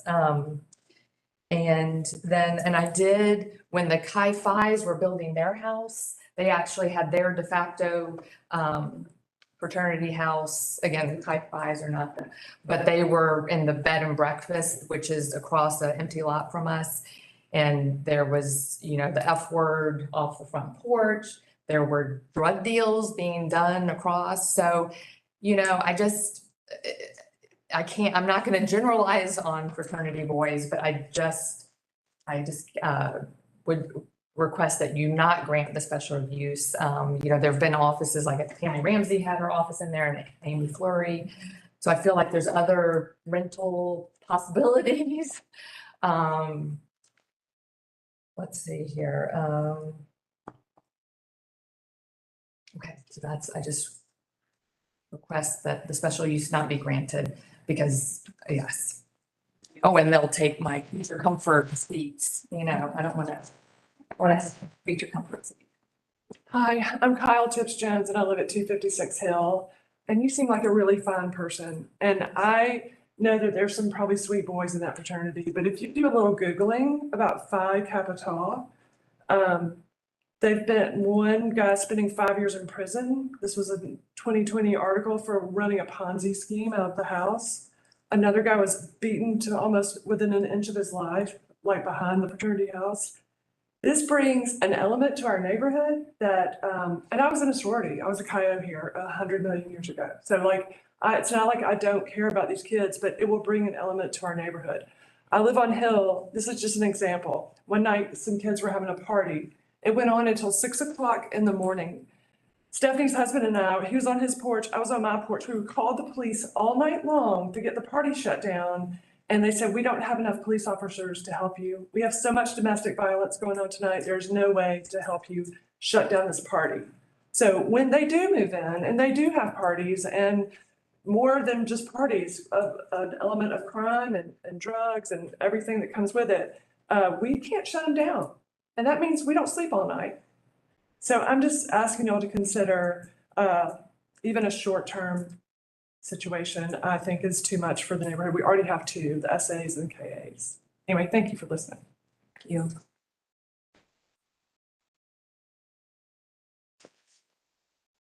My name is Stephanie Lynn. I live on 226 Hill Street, and we could thank my husband, David Lynn, for requiring fraternities and sororities to have to get a special use permit to be in one of these areas. So in honor to him, I'm going to argue that we should deny this request. I understand that they sold their home, they're homeless, but that was a choice that they made for financial purposes. That's not our problem to solve for them. He used the argument that there's already another fraternity right there, so it shouldn't be any big deal. And that's the exact argument why another fraternity shouldn't be even temporarily housed, because the next one's going to say, oh, but there was another one that was just approved. It's the rolling ball of fraternities feeding into our community neighborhoods, and they should stay where they're supposed to be and not in the community neighborhoods. The reason there's only 3 of us here is because we didn't even know this was happening, except that Liz happened to notice on the agenda because she was coming from Bottle Works. There was no public notice posted at the address. It's the same request was being made, this type 2 special use permit by Bottle Works that was clearly marked. There's no sign today, there was no sign yesterday, and there hasn't been one for the last month. So I don't feel that we should make a decision about this except denial or tabling it until the rest of the community can have input. I can just tell you, there's no crystal ball. This project for the Airbnb could, not happen. And then they're left with a property they need to sell. And I assure you, selling to a fraternity will be pretty easy. if they're allowed to stay there. And lastly, there are 70 members of this fraternity. If 9 people live in this house, there are 70 members that are going to come to events and their friends. And I can tell you, living behind this house of 4 people, there were 60 people at that party for 4 people. So imagine the size of parties when there are 70 members of a fraternity. They're not going to not have a party. It's football season. He's already told you that. So for us to be exposed to the noise that comes from these parties, the alcohol, the trash, we're just not open to it. And we don't want it coming into our neighborhood. I'm sorry they don't have a home. Sounds like they've got some leases somewhere and they could have a party in a green space somewhere on campus tailgating, but not in our neighborhood. So I ask that you deny this. Thank you. Mr. Thurman, would you, for minutes?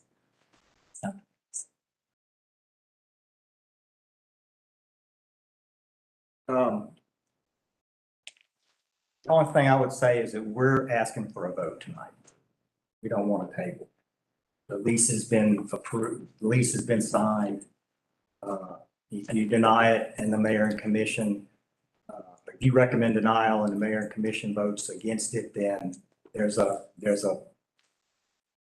part of, they get that out of the lease. So from that standpoint, we don't feel that tabling the issue tonight is doing anybody any good, and we're against that. We want to vote. Again, it is CD zoned. We are, it's been a zone that has been approved in the past for fraternities. The fraternity has been in the neighborhood, albeit on West Broad. And I think that certainly as a former regional vice president of my own fraternity, Alpha Gamma Rho, I can attest to you there will always be bad apples in organizations. And we do our best as leaders and alumni to root those out and deal with those situations. We don't condone it. And we try and solve those problems when they occur. So thank you. Thank you. Okay, Matt? I just have a question for Brad. Ms. Lynn mentioned that there was not a sign on the property. Is that something that should have? It would have been, we post and document posting. It says we posted on the 22nd. With it being on Hancock, it may have stayed up a day.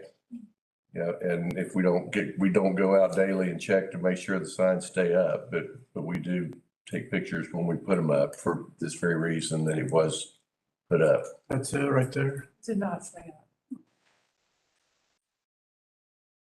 I drive by there 3 times a week and it was not there. We often get signs that get taken or thrown away, but yeah, hard to just go by every 9 sites every day to figure out they're still there. And the ordinance just requires that it be posted. There's no presumption against the applicant if it's not removed. We documented that it was posted. You know, and certainly if we'd have been notified that it wasn't up, we would have gone back and reposted, but this is the first I've heard of it. So. Okay.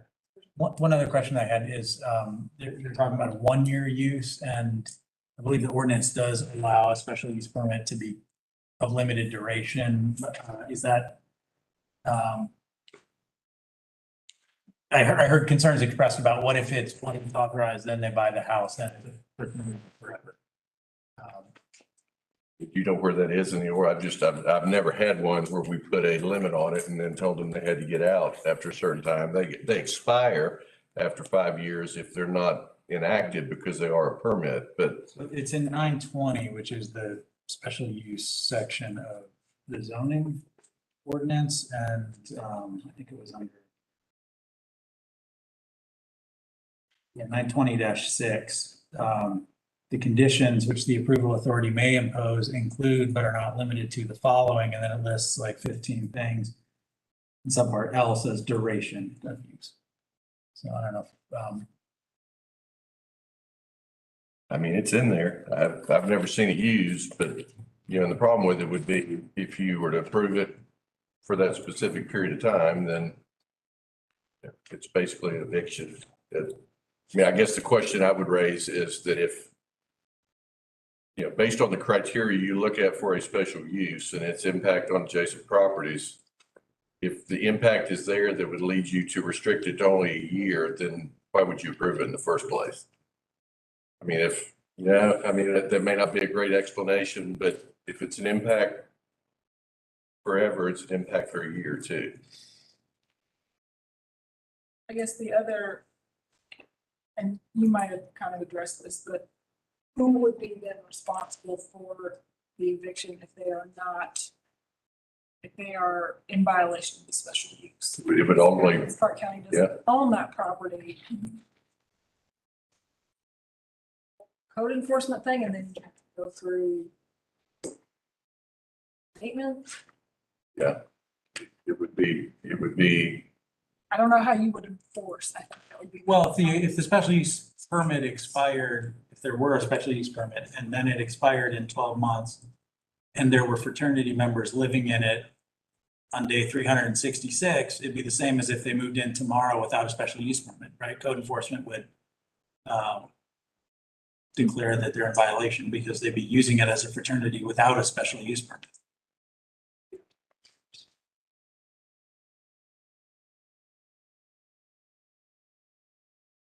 Right, what would happen if they hadn't come here and they just snuck in and 8 fraternity brothers were living there right now? And code enforcement noticed it. How would the rule that says they can't do it without a special use permit be enforced? I would assume code enforcement would cite the owner of the property and or the residents, and they'd be forced out in some manner. People show up, right? I would have to ask, yeah, unfortunately, I don't do much of our code enforcement. That's Austin. So I don't know the answer to that. Obviously, they'll have a more formal status because they'll get a change of use permit. They'll get not only an ordinance by the mayor and commission, they'll get a building permit to occupy the premises. So it's a lot more formal than just somebody moving into a place. So I don't know how to, I mean, yeah, if you want to get somebody into place and then we have to deal with the enforcement of getting them out. Joey? I had a question for the applicant because you mentioned for a year lease, you would need to be starting now for next year to determine where you're going to go. Is that ball already starting? Yes. And my thing would be if we were to put a 1 year on it for a true special use, forcing your hand that you have to get that ball rolling if it's not already. So have you already identified a property or is that in the process or where y'all at? I have looked at every property at 2 miles of this building that was suitable for that use or zone for that use. We are actively looking. We're looking at lots, we're looking at assemblies, we're looking at converting an apartment building into a fraternity. This property was not for sale, but it was for lease.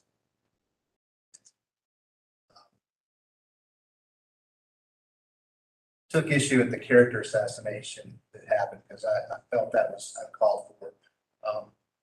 We had a university football player charged with murder, but I don't think we're all thinking that everybody on the football team is bad. And I took personal offense to that.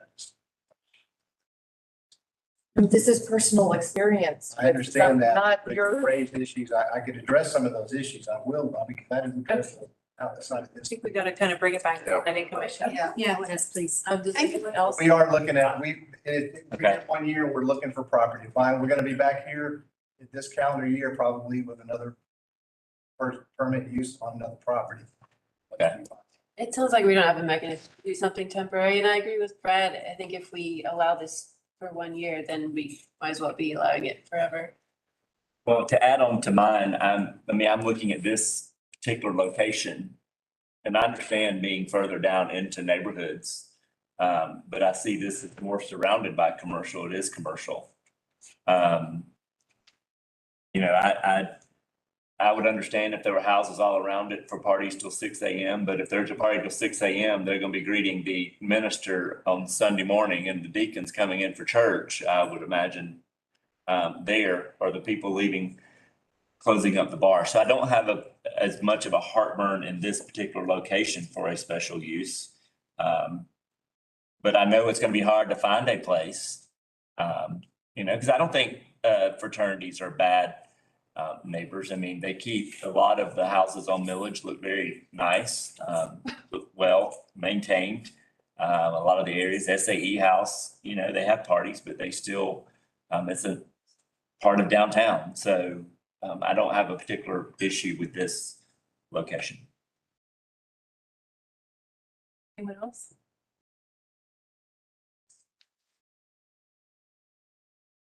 I have another question for staff. I was on the commission when we put in the special use requirement.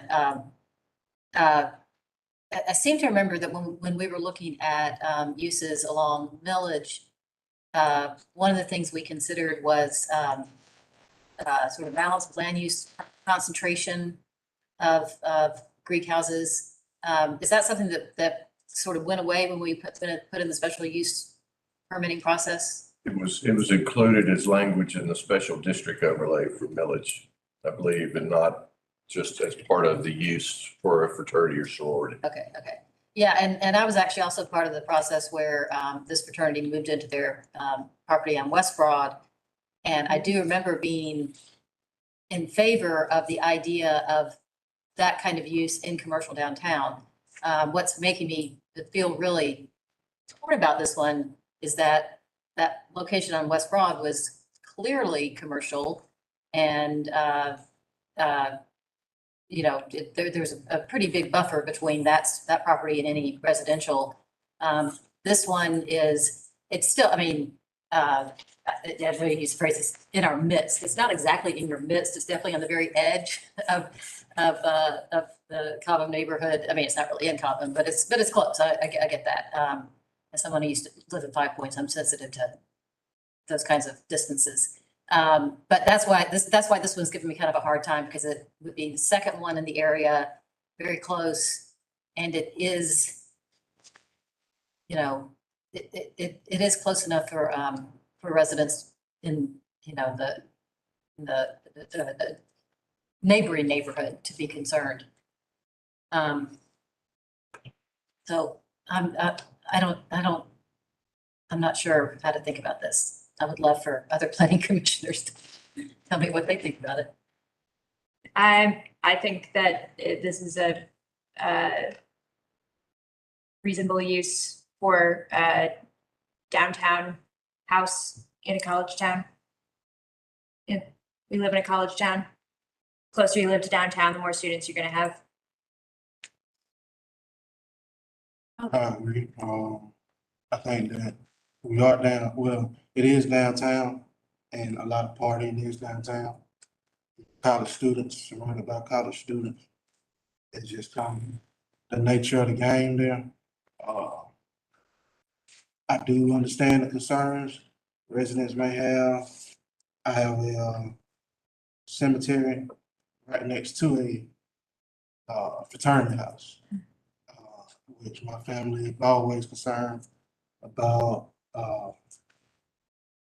the trash and whatnot, what would happen over there. But to our surprise, it's always been clean, respectful, and I would hope that the fraternity would feel the same, as well as, advisors, to make sure that they try to respect the residents in the neighborhood for the time that they'll be there. I think that's all we can do, is hope for that. It's for months to a year.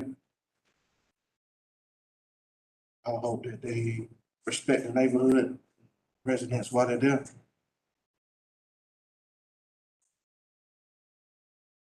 I guess one thing that occurs to me in response to Brad's point, which I thought was a good one when I heard it, but now I'm not so sure. No offense, Brad, but you said if we grant it for a year, how could you say no in a year or two of renewal? And the answer is that one of the special use criteria is that the special use will not have an adverse impact on the surrounding area. And one of the subparts of that is about noise.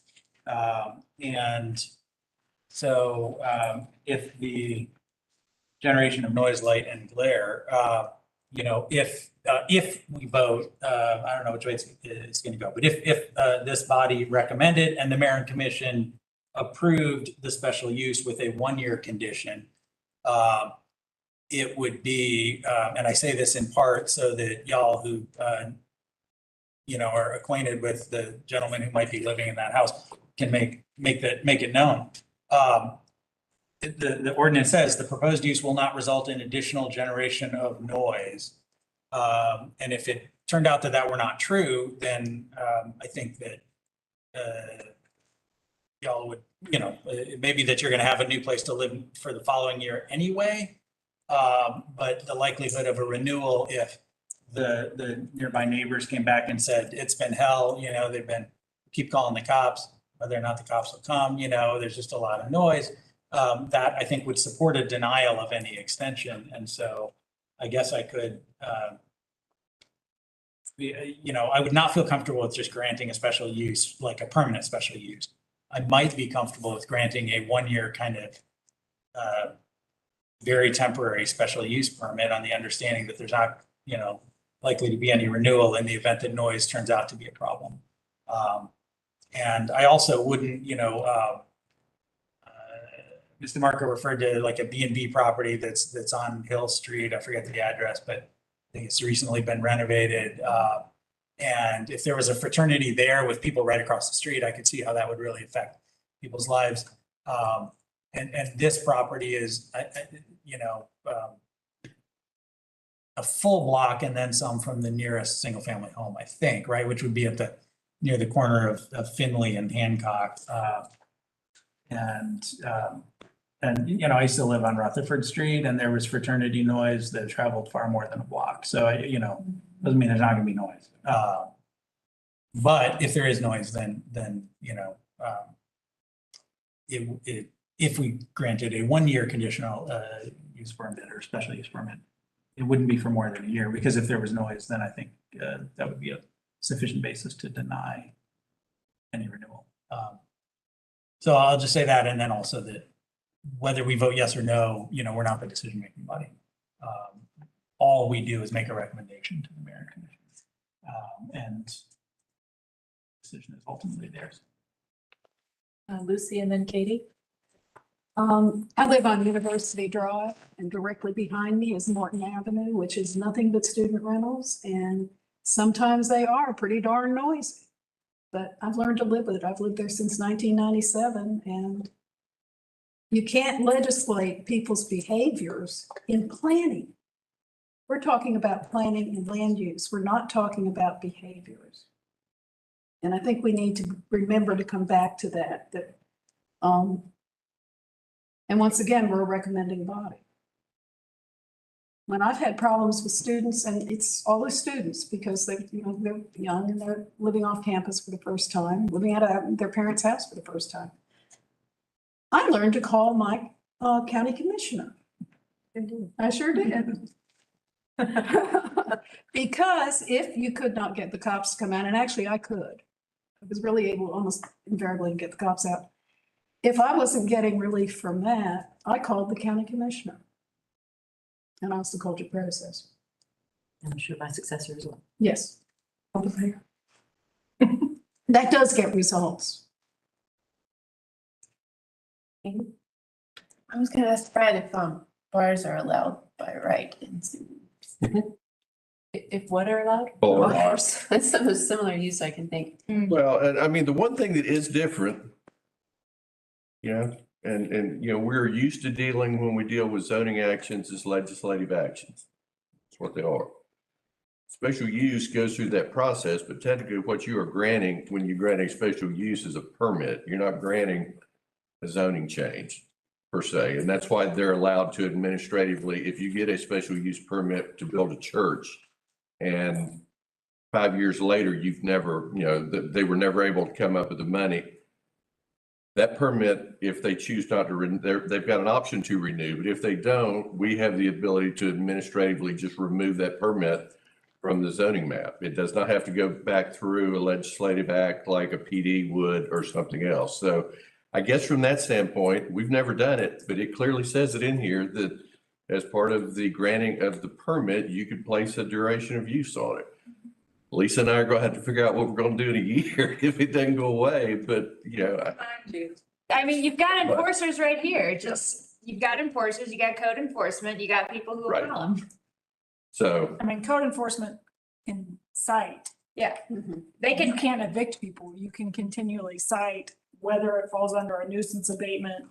That's still another hearing. So I mean, it would not cite be them like hundreds of dollars a day. Will that make them move? Probably not. I mean, yes, you can cite them. And they can fight them with citation in municipal court, and then the judge in municipal court decides what happens with the citation. So. Right. So Brad, what you're saying is you think that if one of the things that this body is considering is a timed permit, that might be possible? I'm not saying I like it, but it's clearly in here. And I think that you have the ability to do that and put a time limit on it. And then it becomes incumbent on us at the end of that period, just like we notify ones that have never gone through the permitting that, you know, you've expired and you no longer have a right to build a church on this property or a daycare on this property. It's a little different if you've got people living in there that don't want to leave. But that becomes a compliance and a legal issue that, you know, we never like to bring those on because you can cite them every day, but you know, if they choose not to move out, it's just a lot of work that ultimately is the discretion of a judge as to what they're going to do with it. So. How much is the rent on your lease? The term is 150,000 total. Just curious. And that's for 12 months? It's for the 11. All right, question. If we put a 1 year, it would be a 1 year from the time the mayor and commission approved it? Yes, your recommendation, because all you can do is recommend the condition. Right. Then I'll make a motion to approve with a 1 year duration. Second. Any further discussion? Okay, we'll take a vote. All in favor, please say aye and raise your hand. Aye. Okay, and all opposed? Okay, great. Motion passes.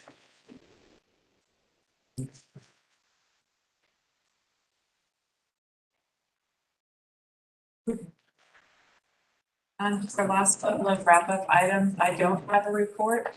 Brad, do you have a report? I do not have a report for mayor and commission actions. Just one thing I had jotted down from an earlier item and because I think you guys were on it the whole time, but the issue on Olympic, the industrial zoning and the assertion that if it's already zoned that way, they can go there by right and they don't need to come in front of us. The other part of that is it's very rare for these larger industrial users or industrial site selection groups that come in. It is a very competitive process. And you know, they're normally competing with multiple jurisdictions to locate an industrial operation. And one of the very first things that generally will come up is they're clicking off reasons why not keep this one on the list is there's 300 houses, you know, within a quarter mile of it. You know, so even though it's zoned by right, the impacts are still very real to try from an industrial development authority to get people in there. So I love your idea earlier about having that conversation. I will get with Ilka and see if we can get some discussion started on those types. You don't deal with that a lot in terms of the industrial. That's all I've got. I've got another report. I think that's it. So I've got a question. Yep. This is for Brad. Could you distribute the current list of planning commissioners and when our appointment dates in? Yes. Yeah, I was looking for one of those recently. Yeah, I couldn't remember what I'm. We'll update it and get it out to you. Thank you. is there a place on the planning department's website, where if somebody wanted to make sure they were always apprised of any current variances, it's on one page? You know what I mean? I mean, the easiest way to do it would be for them to register with the NNI program. That's true, yeah. But sometimes I think, I was kind of thinking about the feedback we got about the sign, like it's hard to take notice of something that's not there. Like, I think there might be people who want to sort of proactively, I mean, the NNI is a good way to do it. I'm just wondering if the NNI postings also get collected on a web page or someplace where a person can just go to it who's not on the NNI. Like, I know, like I get plans review. Yeah. Email. Let me look and see what we've got now and see if there's a way to do something better. I mean, I can tell you for what it's worth that Liz was calling us quite a while ago. So Yeah, she knew. somewhere there was a sign at some point, yeah. Yeah, I was, I wouldn't say to put a lot of effort into that, but if it were easy for the same process that generates NNI emails to also populate a webpage with like a reverse chronological list of those variances, then I just.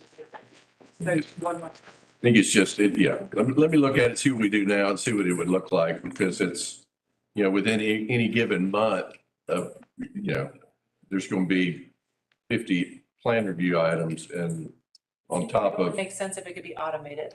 yeah, Otherwise, it would be kind of a ridiculous amount of time, so. or a long list to look at to try to pull something out of, but I'll look at it. I will. Do I have a motion to? I'm not to adjourn. Okay, second. All in favor? Aye. Aye.